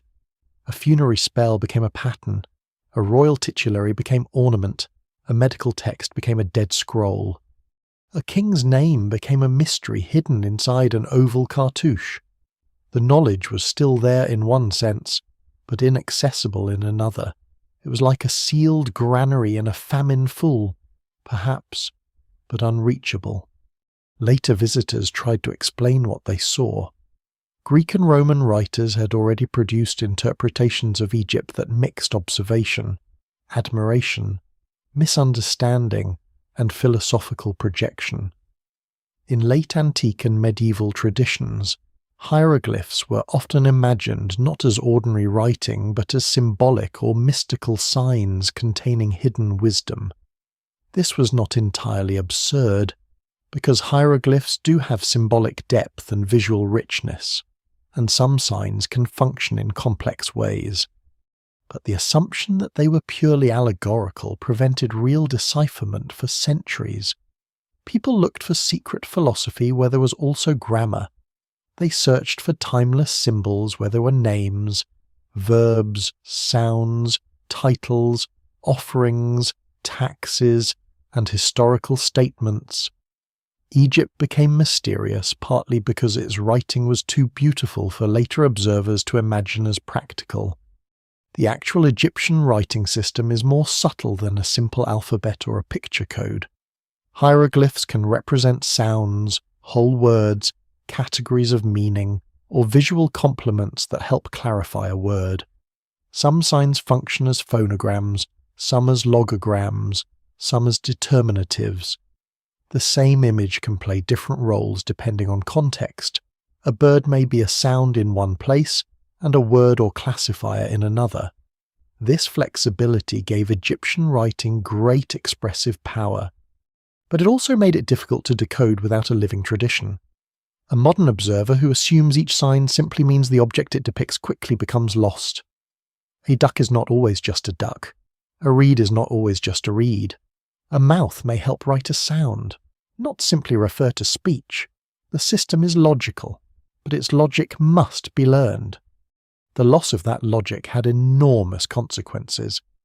Without reading, later generations could not easily access Egyptian historical records. King lists became obscure. Religious texts became impenetrable. Medical and mathematical papyri, when discovered, were mute.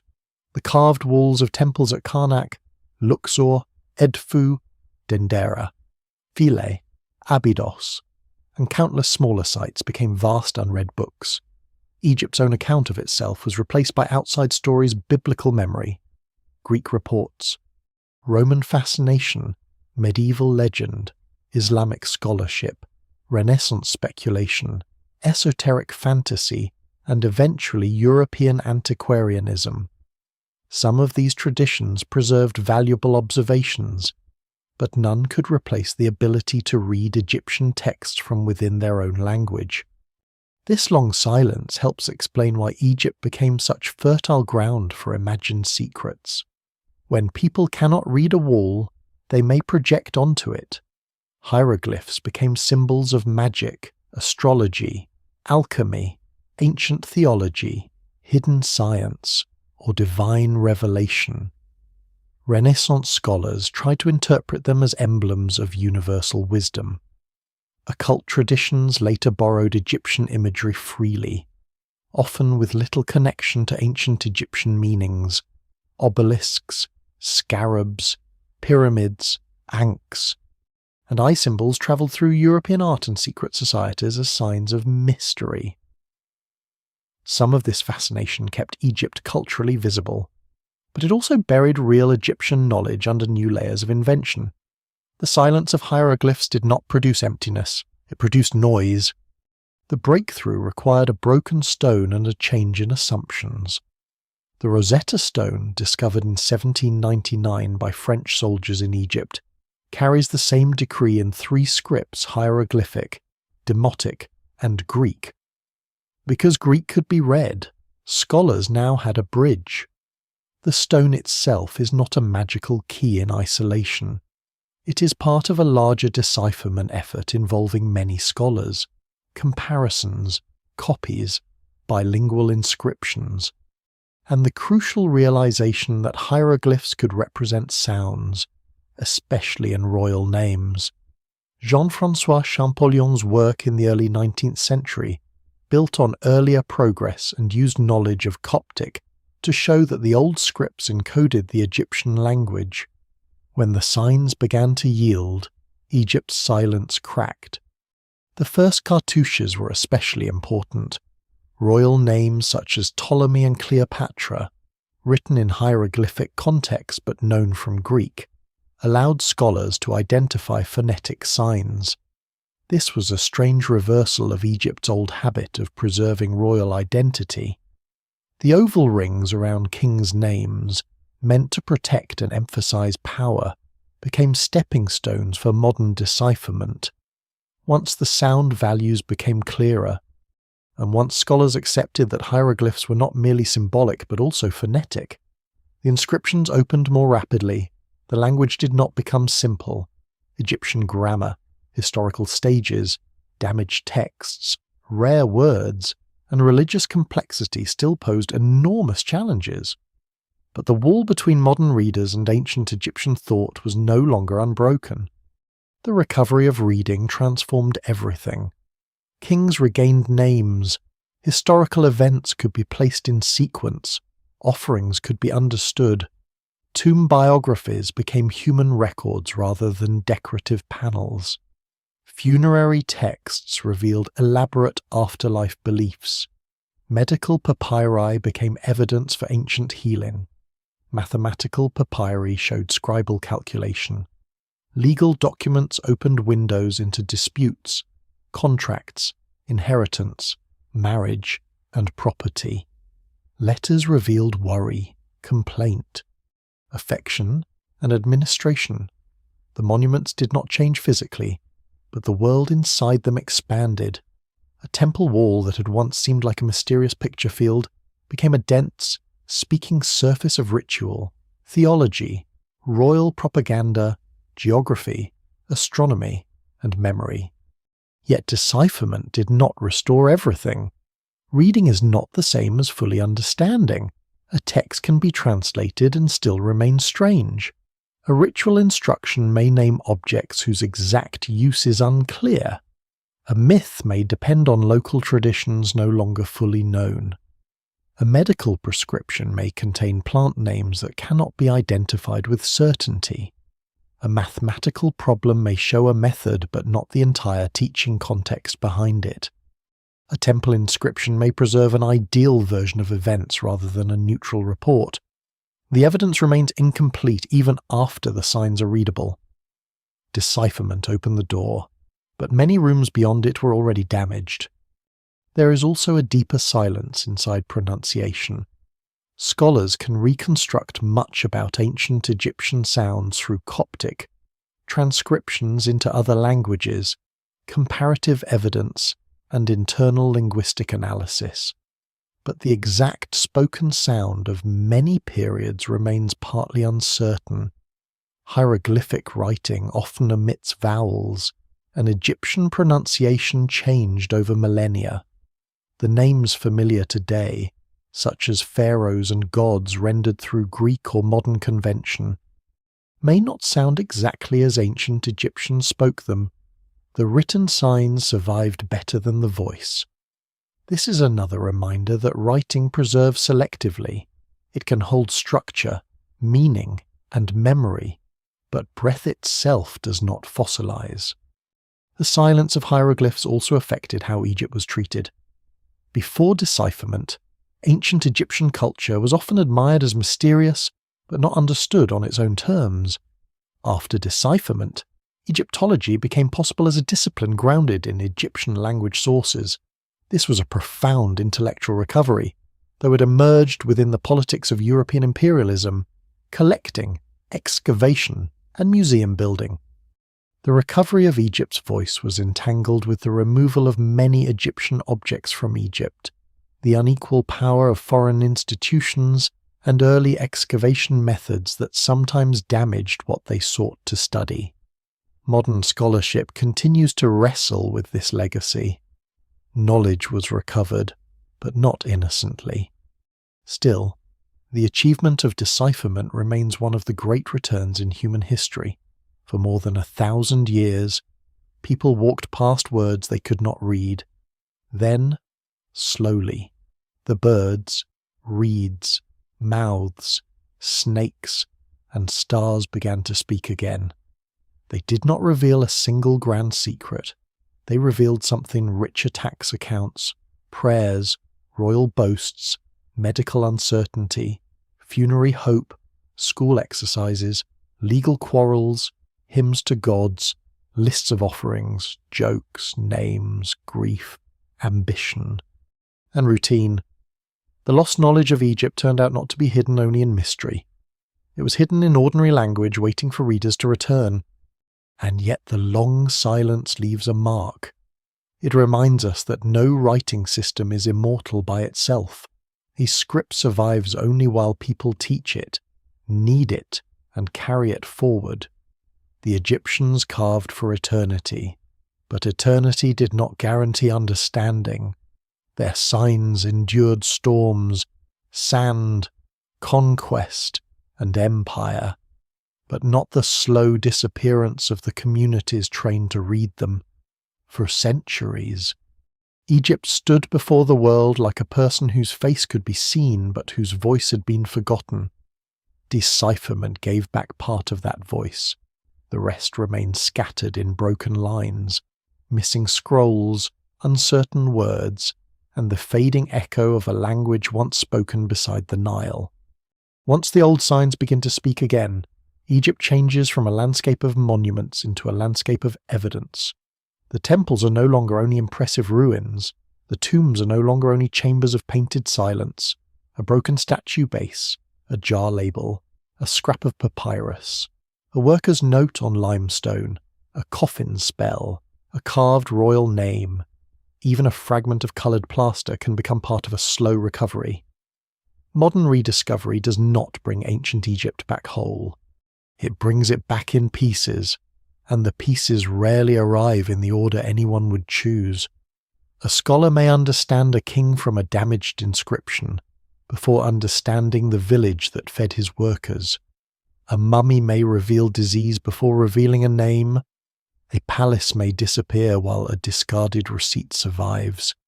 Egypt's lost knowledge returns unevenly, like a buried city emerging one wall at a time. The Rosetta Stone opens the door, but it is only the beginning of a much larger reconstruction.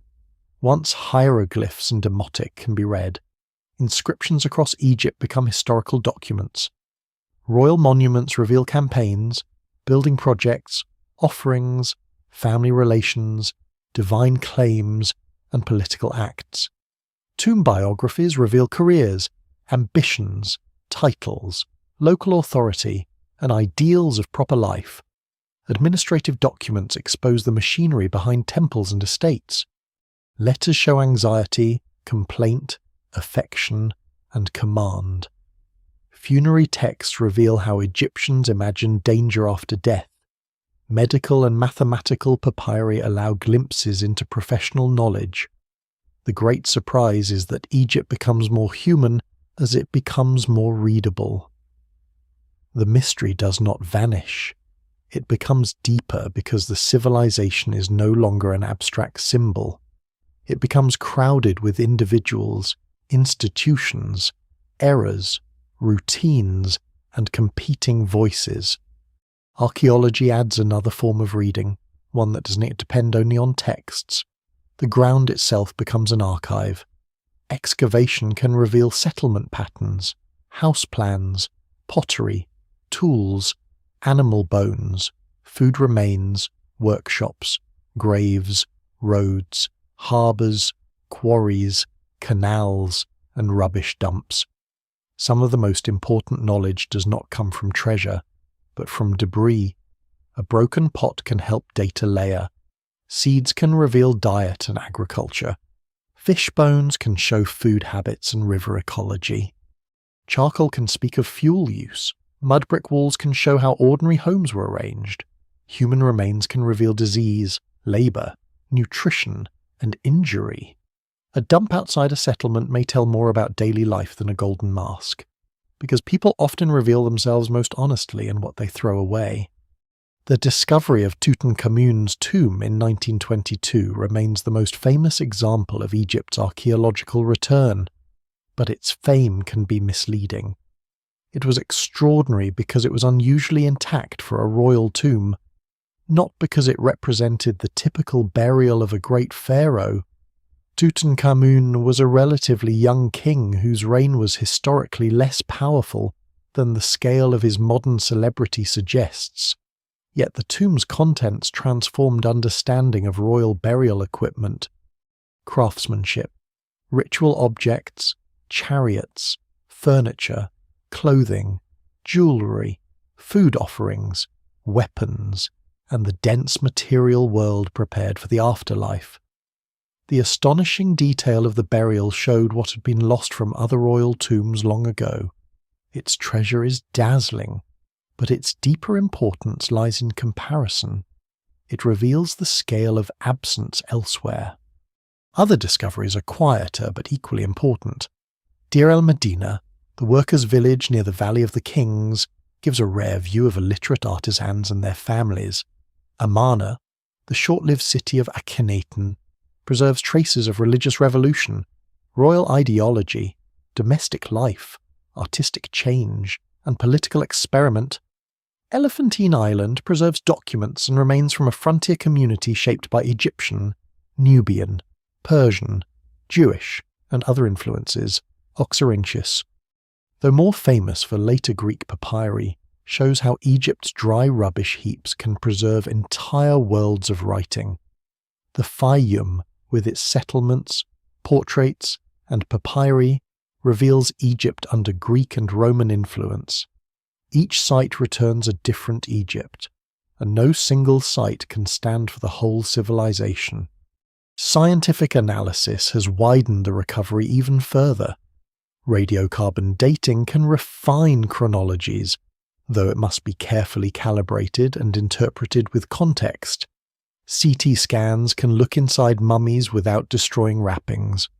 Isotope analysis can suggest diet, mobility, and environmental conditions. Residue analysis can identify oils, resins, fats, wine, beer, perfumes, medicines, and embalming compounds. Microscopy can reveal tool marks, textile structure, pigments, plant fibers, and manufacturing techniques. Ancient DNA, when preservation allows and contamination is controlled, can offer clues about kinship, ancestry, and pathogens, though Egyptian heat and burial conditions make such work difficult, and conclusions must remain cautious. Modern science does not replace archaeology or philology. It adds new senses to them. One surprising result of these methods is that objects once treated as art can become technical documents. A faience amulet can reveal firing conditions and copper colorants. A painted wall can reveal layers of correction beneath the final image. A mummy wrapping can preserve traces of resin recipes and textile reuse. A stone vessel can show drilling and polishing methods. A coffin can reveal workshop shortcuts, repairs, and changes in religious style. Even pigments can show trade and innovation. Egyptian blue, for example, is not merely a beautiful colour. It is evidence of controlled production and synthetic chemistry learned through craft. The object becomes a laboratory of ancient decisions. But rediscovery is not a simple triumphal march. Early archaeology often damaged what it uncovered. Excavators sometimes prioritized spectacular finds over context. Tombs were cleared quickly, objects were removed to foreign museums, mummies were unwrapped before audiences or studied destructively. Local workers, whose labour made discoveries possible, were often unnamed in reports. Colonial power shaped who excavated, who interpreted, who collected, and who profited. Modern Egyptology has become far more careful, scientific, and aware of these issues, but the history of rediscovery carries its own losses. Some knowledge was recovered at the cost of other knowledge that poor methods destroyed. This is one of the contradictions of studying ancient Egypt. The same modern hunger that revived the past also disturbed it. Collectors saved objects from decay and theft, but also tore them from context. Museums preserved artifacts, but often far from the land and communities to which they belonged. Early scholars copied inscriptions before they were damaged, but sometimes misunderstood what they copied. Tourism brought attention and funding, but also wear, crowding, and commercial pressure. The rediscovery of Egypt is therefore not only a story of enlightenment, it is also a story of possession, extraction, correction, and responsibility. Still, each generation has improved the questions it asks. Earlier explorers often sought kings, treasure, and biblical connections. Later scholars asked about chronology, language, religion, administration, economy, art, and social life. More recent work has pushed further into ordinary people, women, children, labourers, farmers, craft specialists, settlement archaeology, landscape change, climate, trade networks, and daily practice. This shift matters because lost knowledge is not only elite knowledge, it is not only the knowledge of priests and architects, it is also the knowledge of how bread was baked, how beer was brewed, how babies were delivered, how fish were dried, how sandals were made, how doors were repaired, how workers organized strikes, how households stored grain, and how communities survived bad years. The first recorded labour strike known from Deir el-Medina during the reign of Ramesses III offers a remarkable glimpse into this human world.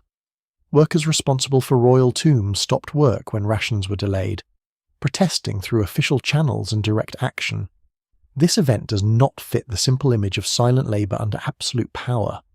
It shows skilled workers aware of obligations owed to them, embedded in a state system that could fail.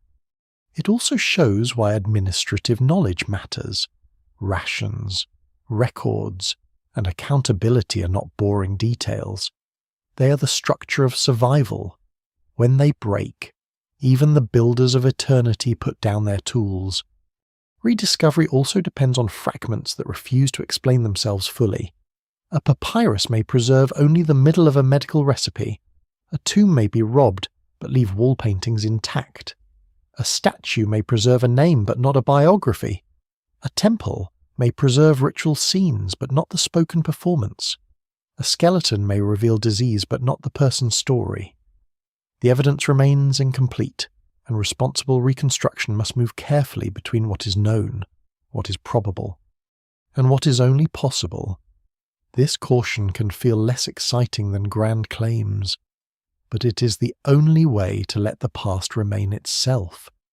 What makes Egypt extraordinary is not that modern scholars have solved every mystery. They have not. It is that Egypt provides so many different kinds of evidence that knowledge can be rebuilt from several directions at once. Texts can be compared with objects. Objects can be compared with residues. Residues can be compared with images. Images can be compared with settlement remains. Settlement remains can be compared with environmental data. A single conclusion may rest on language, chemistry, architecture, and soil. This layered approach does not restore the ancient world completely, but it makes the fragments speak together. And so rediscovery continues, not as one dramatic unlocking, but as a patient conversation with broken things. A newly read inscription can alter a chronology. A scanned mummy can reveal an amulet hidden in linen. A re-examined museum object can show that an old label was wrong. A desert survey can find a road, a quarry camp, or a forgotten settlement. A residue inside a jar can identify what someone stored, drank, burned, or offered. The lost knowledge of ancient Egypt returns not as a single secret, but as countless small recoveries. Each one narrows the silence a little. Each one also reveals how wide the silence still is. The more Egypt is rediscovered, the more carefully its mysteries must be handled. This may sound strange, because mystery is one of the reasons ancient Egypt still holds the modern imagination so strongly. The pyramids rise from the desert like questions. The temples are covered in signs that once fell silent. Mummies lie wrapped in rituals that still feel close and distant at the same time. A civilization that lasted for thousands of years leaves behind enough grandeur to overwhelm the eye and enough gaps to tempt the mind.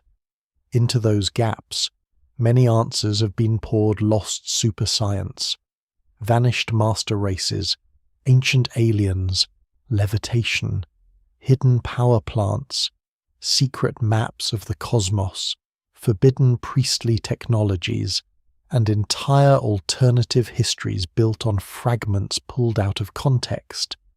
Some of these stories are entertaining. Some begin with genuine wonder, but wonder becomes weaker, not stronger, when it refuses evidence. Ancient Egypt does not need impossible explanations to be extraordinary.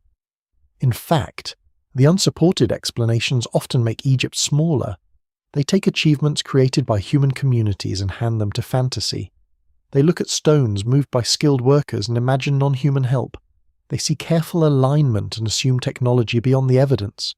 They see symbolic images and turn them into machines. They see missing records and treat absence as proof. This habit is not harmless. It erases the intelligence of ancient people, especially the generations of Egyptian surveyors, scribes, quarry workers, boatmen, rope makers, farmers, priests, architects, artisans, and administrators whose combined knowledge produced what still survives. The real story is harder, more interesting, and more human. The pyramids are the most common target because their scale is so immense. They invite the feeling that ordinary humans could not have built them. Yet the phrase ordinary humans is misleading. The builders of Old Kingdom Egypt were not ordinary in the sense of being untrained or disorganized. They belonged to a society capable of mobilizing labor at state scale, managing food supplies, quarrying stone, using river transport, measuring foundations, and refining techniques over generations.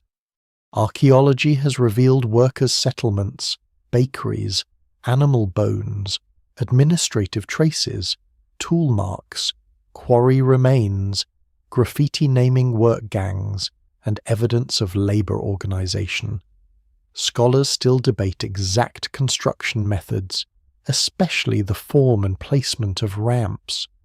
But this debate does not mean no human method existed. It means the surviving evidence is incomplete. A missing blueprint is not an invitation to abandon the builders. The idea that the pyramids were impossible also often depends on modern impatience. People imagine lifting enormous blocks with modern machines, then assume that without machines the task is unthinkable. But ancient engineering often solved problems through repetition, manpower, planning, friction reduction, leverage, seasonal labor, and incremental progress. A block does not need to fly. It needs to move a little, then a little more, along prepared surfaces, under coordinated direction. With enough food and tools behind the effort, this does not make the work easy. It makes it possible. The achievement remains immense precisely because it required so much organization. A magical answer removes the difficulty too quickly. The human answer leaves the difficulty in place and then shows how a civilization met it. Another popular claim imagines Egyptian monuments as evidence of lost electrical systems, power plants, or advanced machines.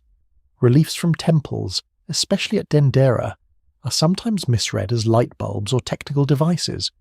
In their actual context, such images belong to religious symbolism, involving lotus flowers, serpents, divine birth, and cosmic creation.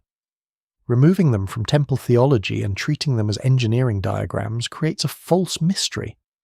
The ancient Egyptians did use light in dark spaces, including oil lamps, reflected sunlight, and controlled work practices, though soot patterns and practical details vary by context. There is no credible archaeological evidence for electric lighting or power networks in pharaonic Egypt. The mistake comes from reading sacred art as if it were a modern manual. This does not mean every mainstream interpretation is complete or beyond revision. Serious scholarship changes when new evidence appears. Archaeologists revise construction models. Philologists refine translations. Chemists identify new materials. Climate scientists reconsider environmental pressures. DNA studies, when used carefully, can complicate older ideas about population history. The past is not frozen, but there is a difference between uncertainty and unsupported speculation. Uncertainty means the evidence allows several cautious possibilities. Unsupported speculation means the evidence is ignored, stretched, or replaced by desire. The lost knowledge of Egypt deserves the first approach, not the second. Popular theories also often confuse symbolism with secrecy. Egyptian religious images are dense, layered, and sometimes deliberately complex. A goddess may embody the sky, a cow, a mother, a tomb, and the daily rebirth of the sun. A scarab may represent transformation and solar renewal. A serpent may threaten or protect. A boat may carry gods, kings, or the dead through visible and invisible waters.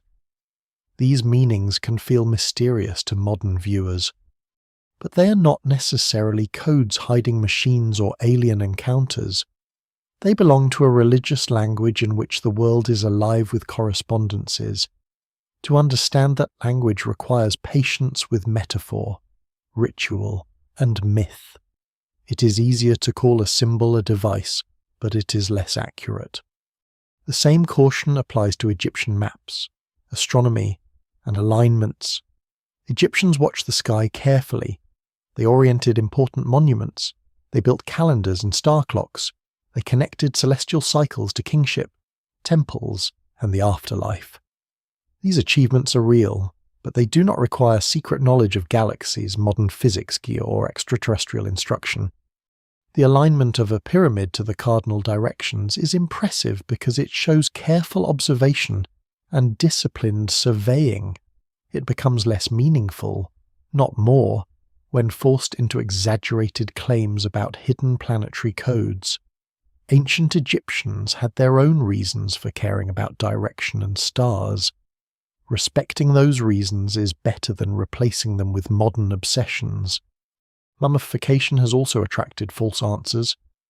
The preserved body seems so strange that it invites claims of unknown chemicals, occult science, or forbidden anatomy. In truth, mummification is extraordinary because it combines practical preservation with religious need across a long period of experimentation. Natron dries, resins seal and perfume, linen supports and protects. Organ removal slows decay.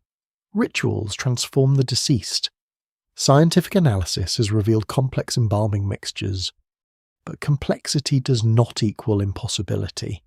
It shows artisans and priests working within a tradition refined by experience. The unanswered questions are real, exact recipes vary. Workshop procedures are not always known, and some terms remain uncertain. But the broad process is understandable without turning embalmers into possessors of impossible science. There is also a modern tendency to treat Egyptian knowledge as if it must either be primitive or superhuman. Both extremes distort the past. Ancient Egyptians could be brilliant in some areas and limited in others. They could align monuments with great care while using mathematical methods different from modern ones. They could treat wounds effectively in some cases while misunderstanding disease in others. They could produce durable pigments and beautiful glass while lacking modern chemistry. They could observe stars across generations without building telescopes. They could organize massive labor projects without steel cranes. Their world was neither childish nor futuristic. It was ancient, sophisticated, unequal, experimental, sacred, practical, and human. The most damaging false answer may be the belief that lost knowledge must mean superior knowledge. Sometimes what is lost is not more advanced than modern understanding. It is simply different, contextual, and irreplaceable. The exact melody of a temple hymn is not superior to modern music, but it is lost. A workshop trick for judging faience glaze by texture may not revolutionize chemistry, but it is lost. The spoken explanation behind a local ritual may not contain hidden physics, but it is lost. The daily memory of how a village interpreted a festival, how a healer chose one remedy over another, how a scribe pronounced a difficult word, how an apprentice learned to correct a painted line. These things matter because they belong to real lives. Their value is not measured by whether they outperform the present. Fringe theories flourish because they offer emotional satisfaction. They make the past feel grand, forbidden, and simple. A secret power source explains a temple. Aliens explain a pyramid. A lost civilization explains skill. A conspiracy explains scholarly caution. But real history asks for a different kind of patience. It asks the listener to accept that evidence can be partial, that ancient people can be both familiar and strange, that not every question has a clean answer, and that mystery does not disappear when fantasy is removed. It becomes more precise. Instead of asking how aliens lifted a stone, one asks how workers were recruited, fed, organized, injured, housed, motivated, and remembered.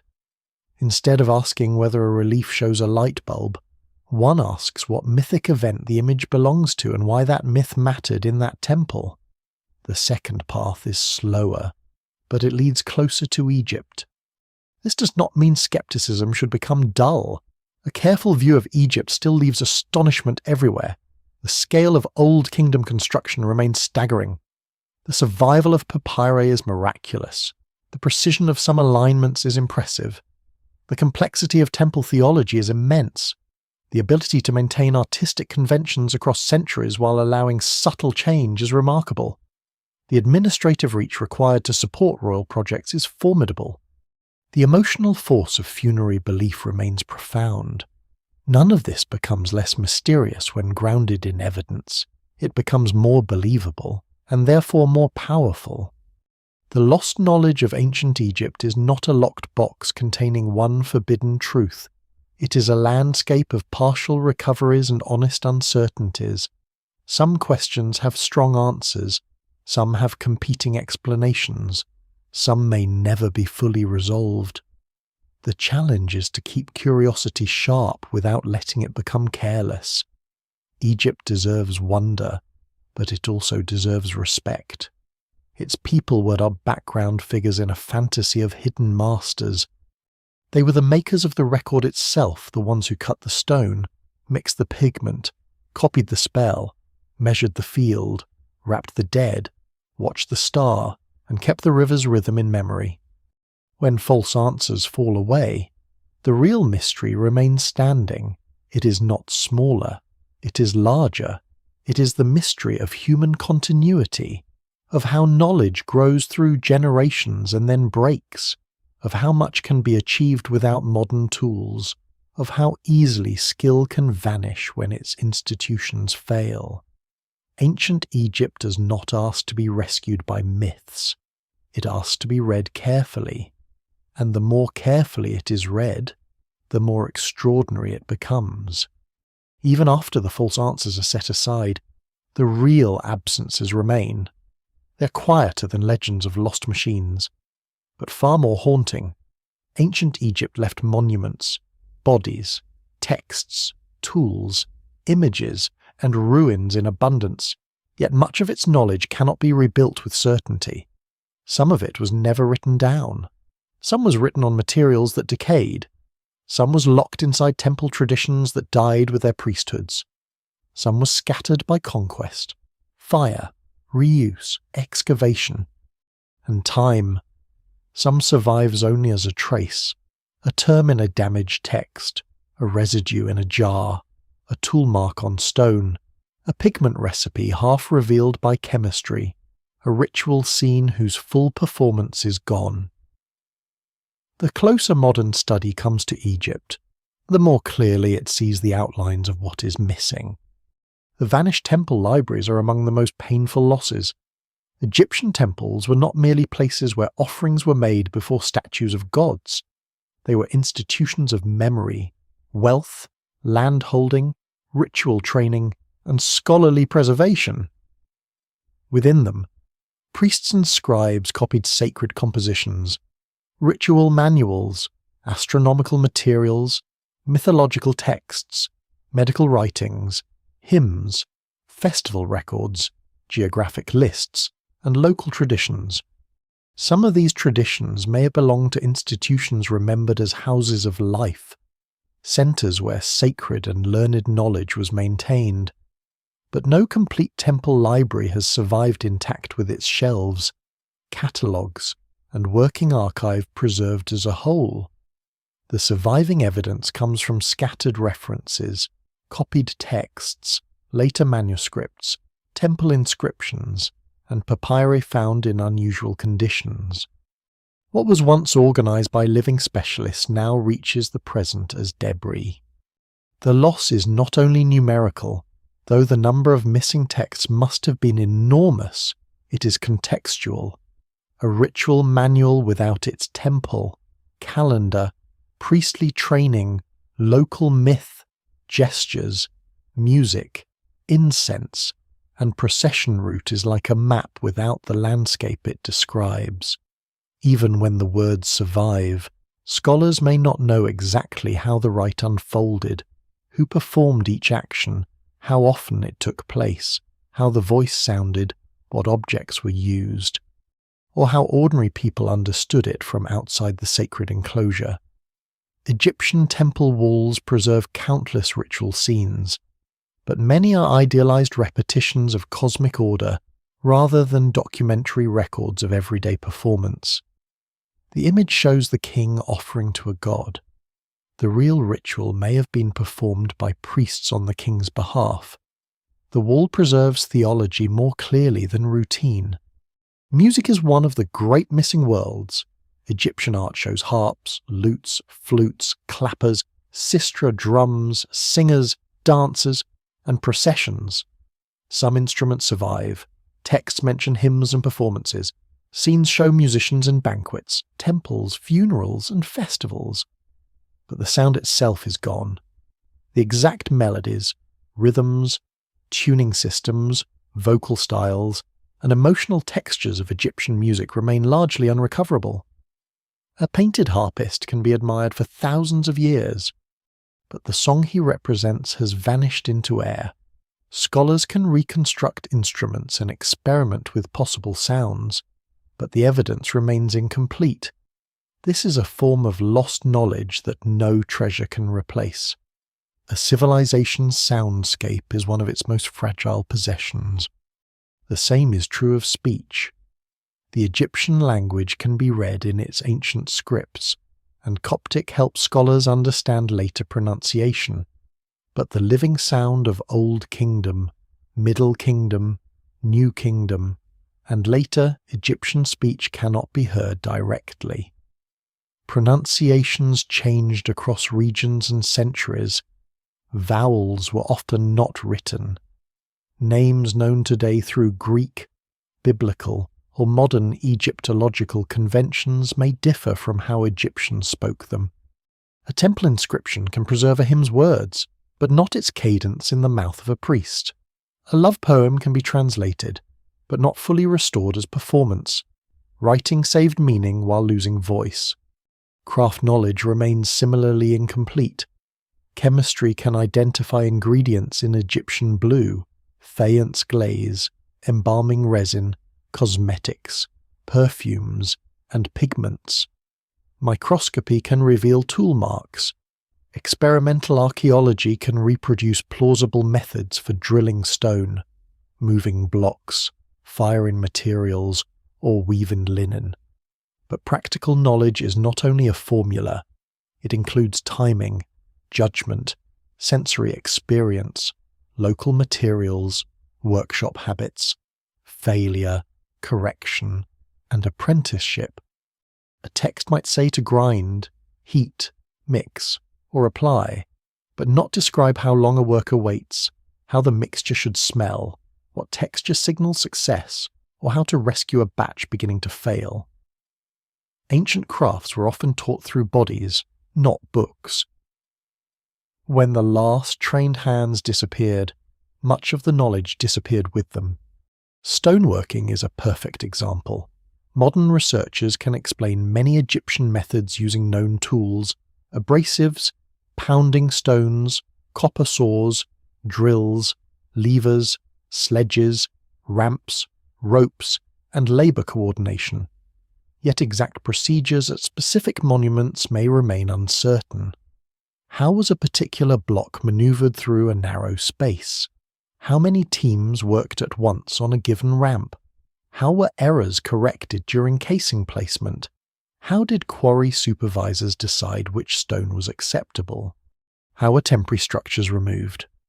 The broad human capability is clear, but the local decisions are often lost. What survives is the monument, not the complete building diary. Medicine has its own missing layers. Surviving papyri preserve case descriptions, remedies, magical formulas, and professional categories. But many terms are difficult to translate precisely. Plant names may be uncertain. Disease descriptions may not match modern categories. The social setting of treatment is often obscure. Who prepared the remedy? How expensive was it? How did a healer adapt a prescription to a poor household? What did midwives know that male scribes did not record? How often did patients recover? Which remedies were trusted because they worked, and which because tradition demanded them? No single explanation fully accounts for the relationship between written medicine, temple healing, household practice, midwifery, amulets, and local experience. The written record is invaluable, but it is not the whole clinic. Even Egyptian religion, so richly preserved in art and text, contains deep gaps. The major gods are known, but local cults, village practices, household devotions, festival experiences, and popular interpretations are much harder to reconstruct. Official temple theology may present a polished system, while ordinary belief may have been more flexible, intimate, fearful, and practical. People prayed for health, fertility, protection, justice, dreams, and help in daily troubles. They used amulets, household shrines, votive offerings, letters to the dead, and personal appeals to gods. Some of this survives beautifully. Much does not.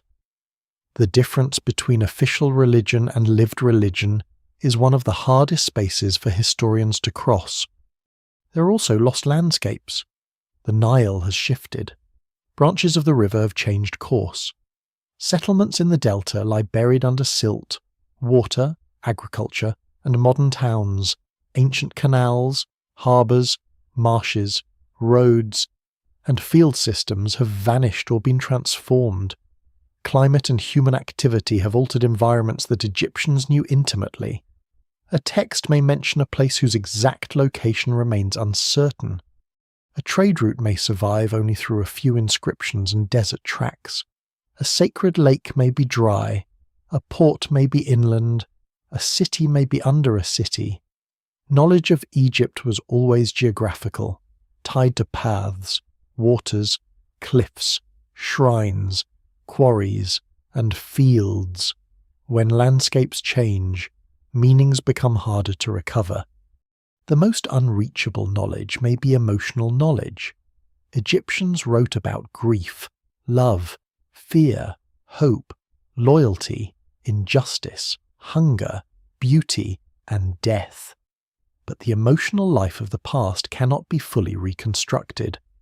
A mother placing an amulet on a child, a worker worrying over delayed rations, a priest entering a dark sanctuary, an apprentice ruining a painted line, a widow arranging burial, a farmer watching a weak flood. A scribe copying an old text he barely understands. These moments can be imagined from evidence, but not possessed. The record suggests them. It does not return them whole. And yet the incompleteness is not failure.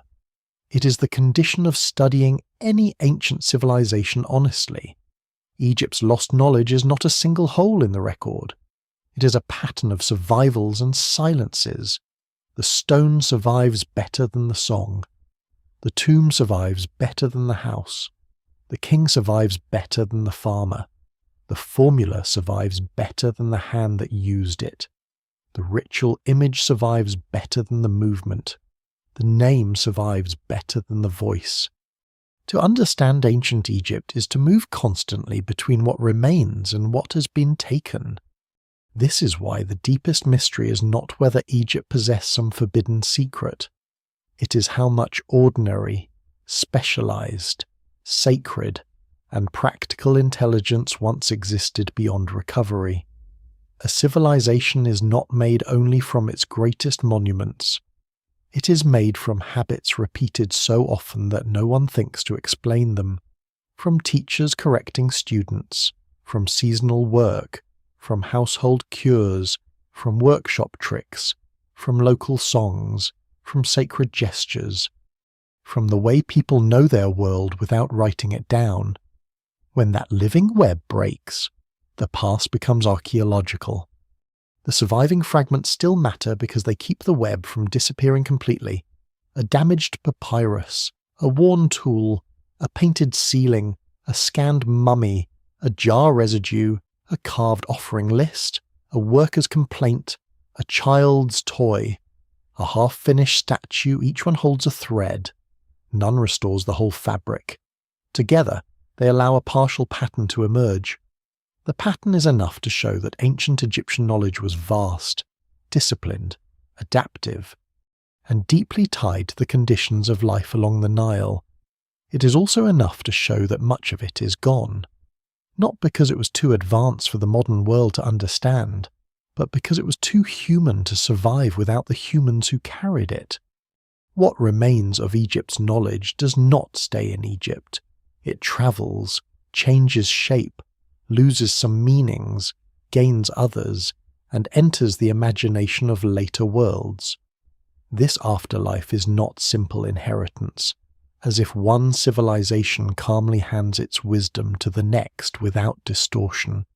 It is more like a river branching into channels, some clear, some muddy, some disappearing underground and returning far away under new names. Egyptian ideas survive through Greek curiosity, Roman collecting, Jewish and Christian reinterpretation, Islamic scholarship, Renaissance fascination, modern archaeology, museum display, popular mystery, and national memory. Some survivals are direct, others are echoes.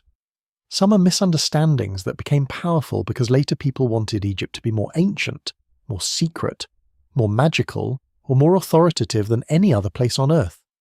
Long before modern archaeology, Egypt already had a reputation for deep antiquity. Greek travellers and writers looked at its temples, priesthoods, animal cults, monuments, and records with a mixture of admiration and confusion. Egypt seemed older than Greece, and that age itself became a form of authority. Greek thinkers sometimes credited Egypt with ancient wisdom in mathematics, religion, philosophy, and ritual, though their accounts often blend observation with interpretation. Herodotus, Plato, Diodorus, Plutarch, and others helped create an image of Egypt as a land of memory, priests, hidden teachings, and strange customs. These writings preserved valuable impressions, but they also reshaped Egypt through Greek categories. Egypt entered the classical imagination not only as a real country, but as an idea.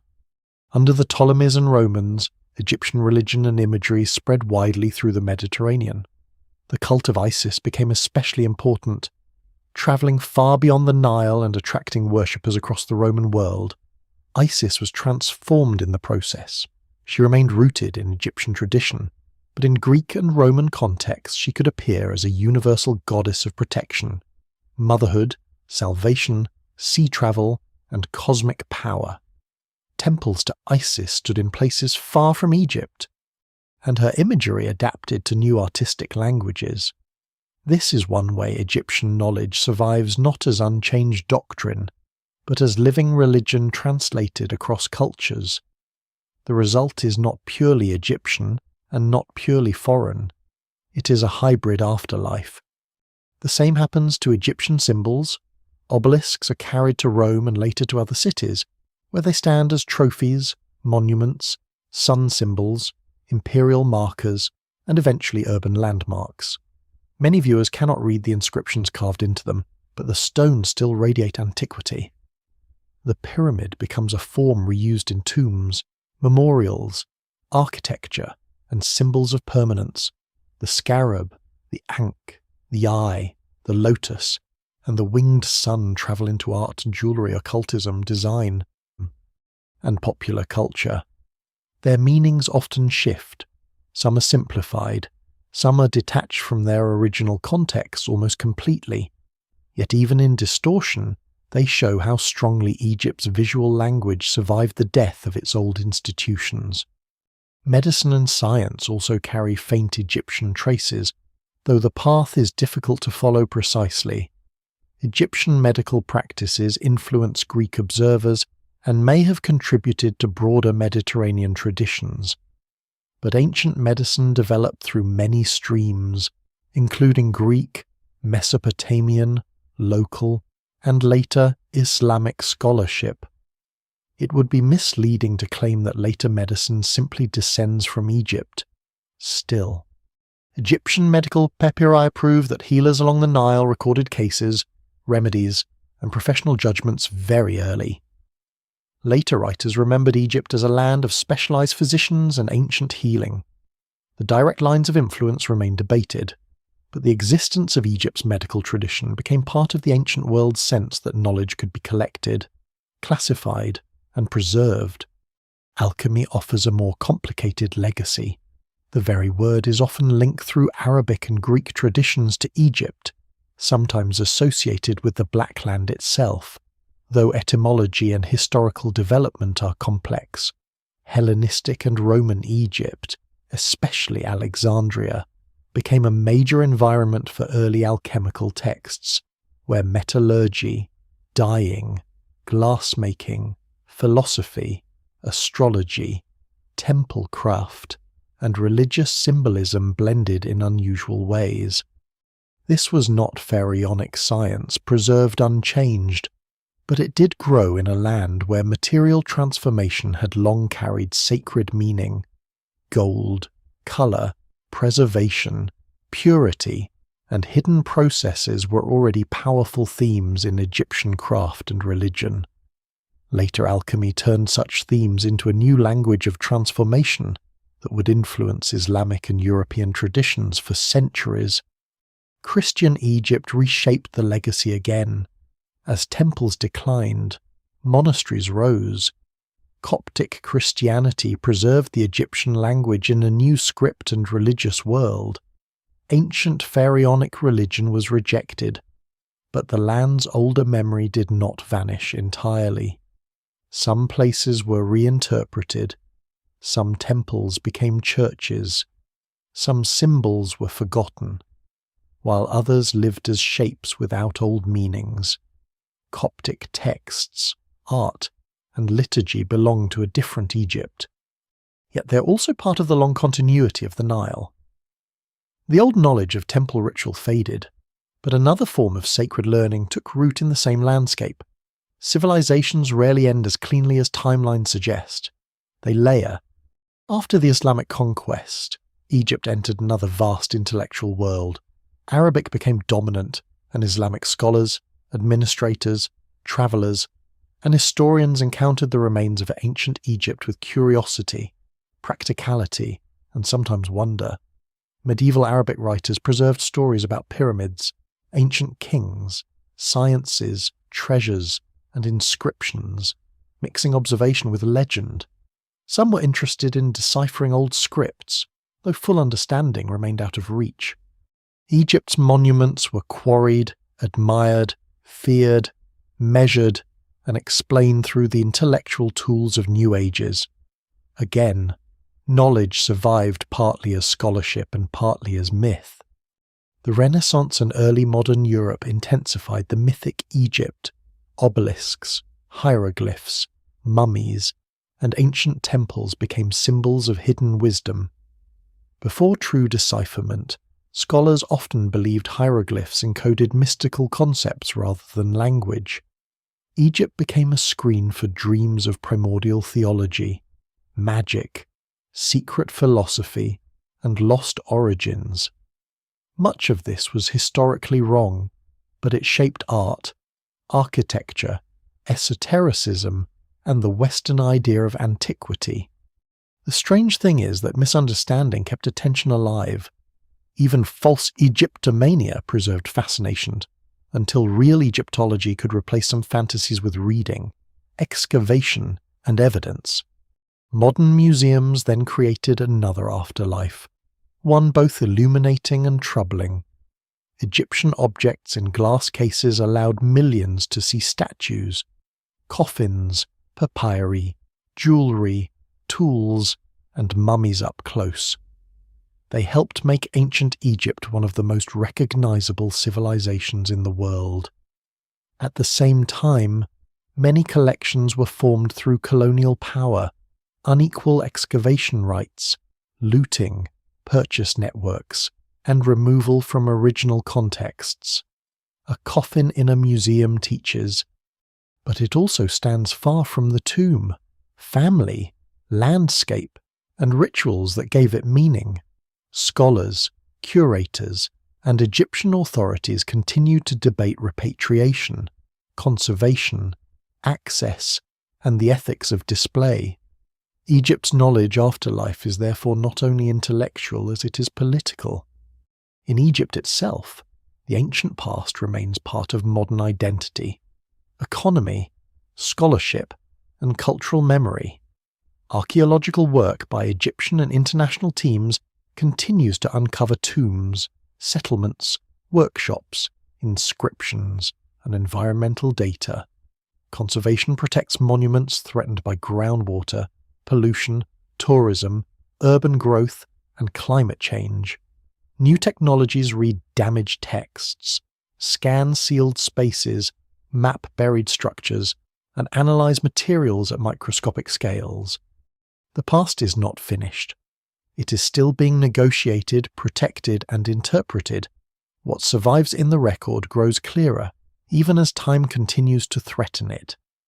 Perhaps the most lasting legacy of ancient Egyptian knowledge is not one technique or one symbol, but a habit of imagining continuity against loss. The Egyptians built for return, the river returns, the sun returns, the stars return, offerings return to the dead, names return through speech, kings restore order, bodies are prepared for renewal. Later worlds inherited that image of Egypt as a civilization obsessed with endurance, and the image is not entirely wrong. But endurance is never pure victory. The very need to preserve shows the fear of disappearance. Egypt's knowledge afterlife is powerful because it carries both triumph and failure. So much survived that the civilization still shapes imagination. So much vanished that it remains mysterious. The lost knowledge of ancient Egypt therefore does not end in silence. It ends in transformation.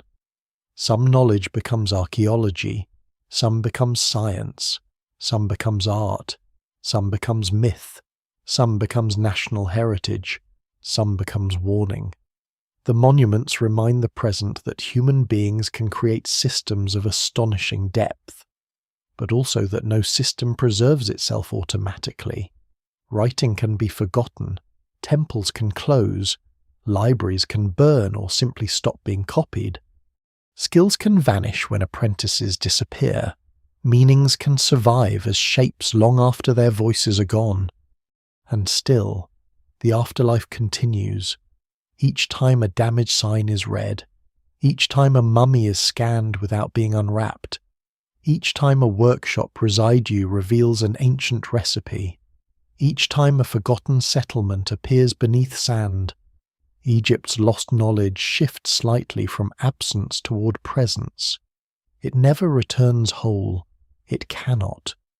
But it returns enough to show that the ancient world was not mute, not primitive, and not waiting for fantasy to make it interesting. It was already profound. Its deepest legacy is the unfinished conversation between memory and time. The story of Egypt's lost knowledge ends not with a closed door, but with the landscape at dusk.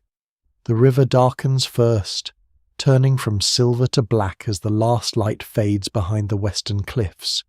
The fields grow quiet. The desert, which has kept so much and taken so much, cools under the first stars. Somewhere beyond sight, stones still hold the heat of the day. A temple wall keeps its carved signs. A tomb chamber waits in silence. A broken shard of pottery lies in the dust with a mark from a hand that vanished thousands of years ago. Ancient Egypt survives in fragments, but the fragments are not small in meaning. They are enough to show a civilization that watched the world closely and tried to make that watching endure. The Egyptians studied the Nile because hunger depended on it. They measured land because water erased boundaries. They followed stars because time needed order. They carved names because memory was fragile. They wrapped the dead because the body mattered. They built in stone because life was brief. They copied text because voices fade. They made colour, glass, medicine, ritual, architecture, and myth into ways of holding back disorder for one more generation. Much of that knowledge is gone now. Not all of it was destroyed violently. Some of it disappeared the ordinary way a teacher did not find a student. A scroll was not copied. A workshop closed. A temple lost its priests. A word became old-fashioned. A ceremony no longer had a place in the world. Time rarely needs to smash everything. It only needs to interrupt the chain. And yet Egypt is not only a story of loss, it is also a story of return. Hieroglyphs were read again. Buried rooms were opened again. Mummies were studied with gentler tools. Pigments revealed their chemistry. Villages, quarries, harbours, tombs, and rubbish heaps gave back details no king ever meant to preserve. The past did not return as a whole kingdom, alive again beneath the sun. It returned as evidence, patient and partial, asking to be handled with care. What remains most deeply is the image of human beings trying to outlast themselves, not through perfection and not through magic, but through work repeated with faith, a line measured straight, a body wrapped carefully, a star watched before dawn, a sign carved into stone, a jar sealed, a wall painted, a name spoken. Egypt's lost knowledge still calls from those gestures. It reminds the present that every civilization is made from memory, and every memory needs someone to carry it forward. As night settles over the Nile, the old monuments lose their sharp edges and become silhouettes against the sky. The river moves as it always has, quiet and dark, passing the ruins without stopping. Above it, the stars return to their places, indifferent and familiar, and beneath them, Egypt remains partly known, partly hidden, still speaking through stone, still keeping some of its silence,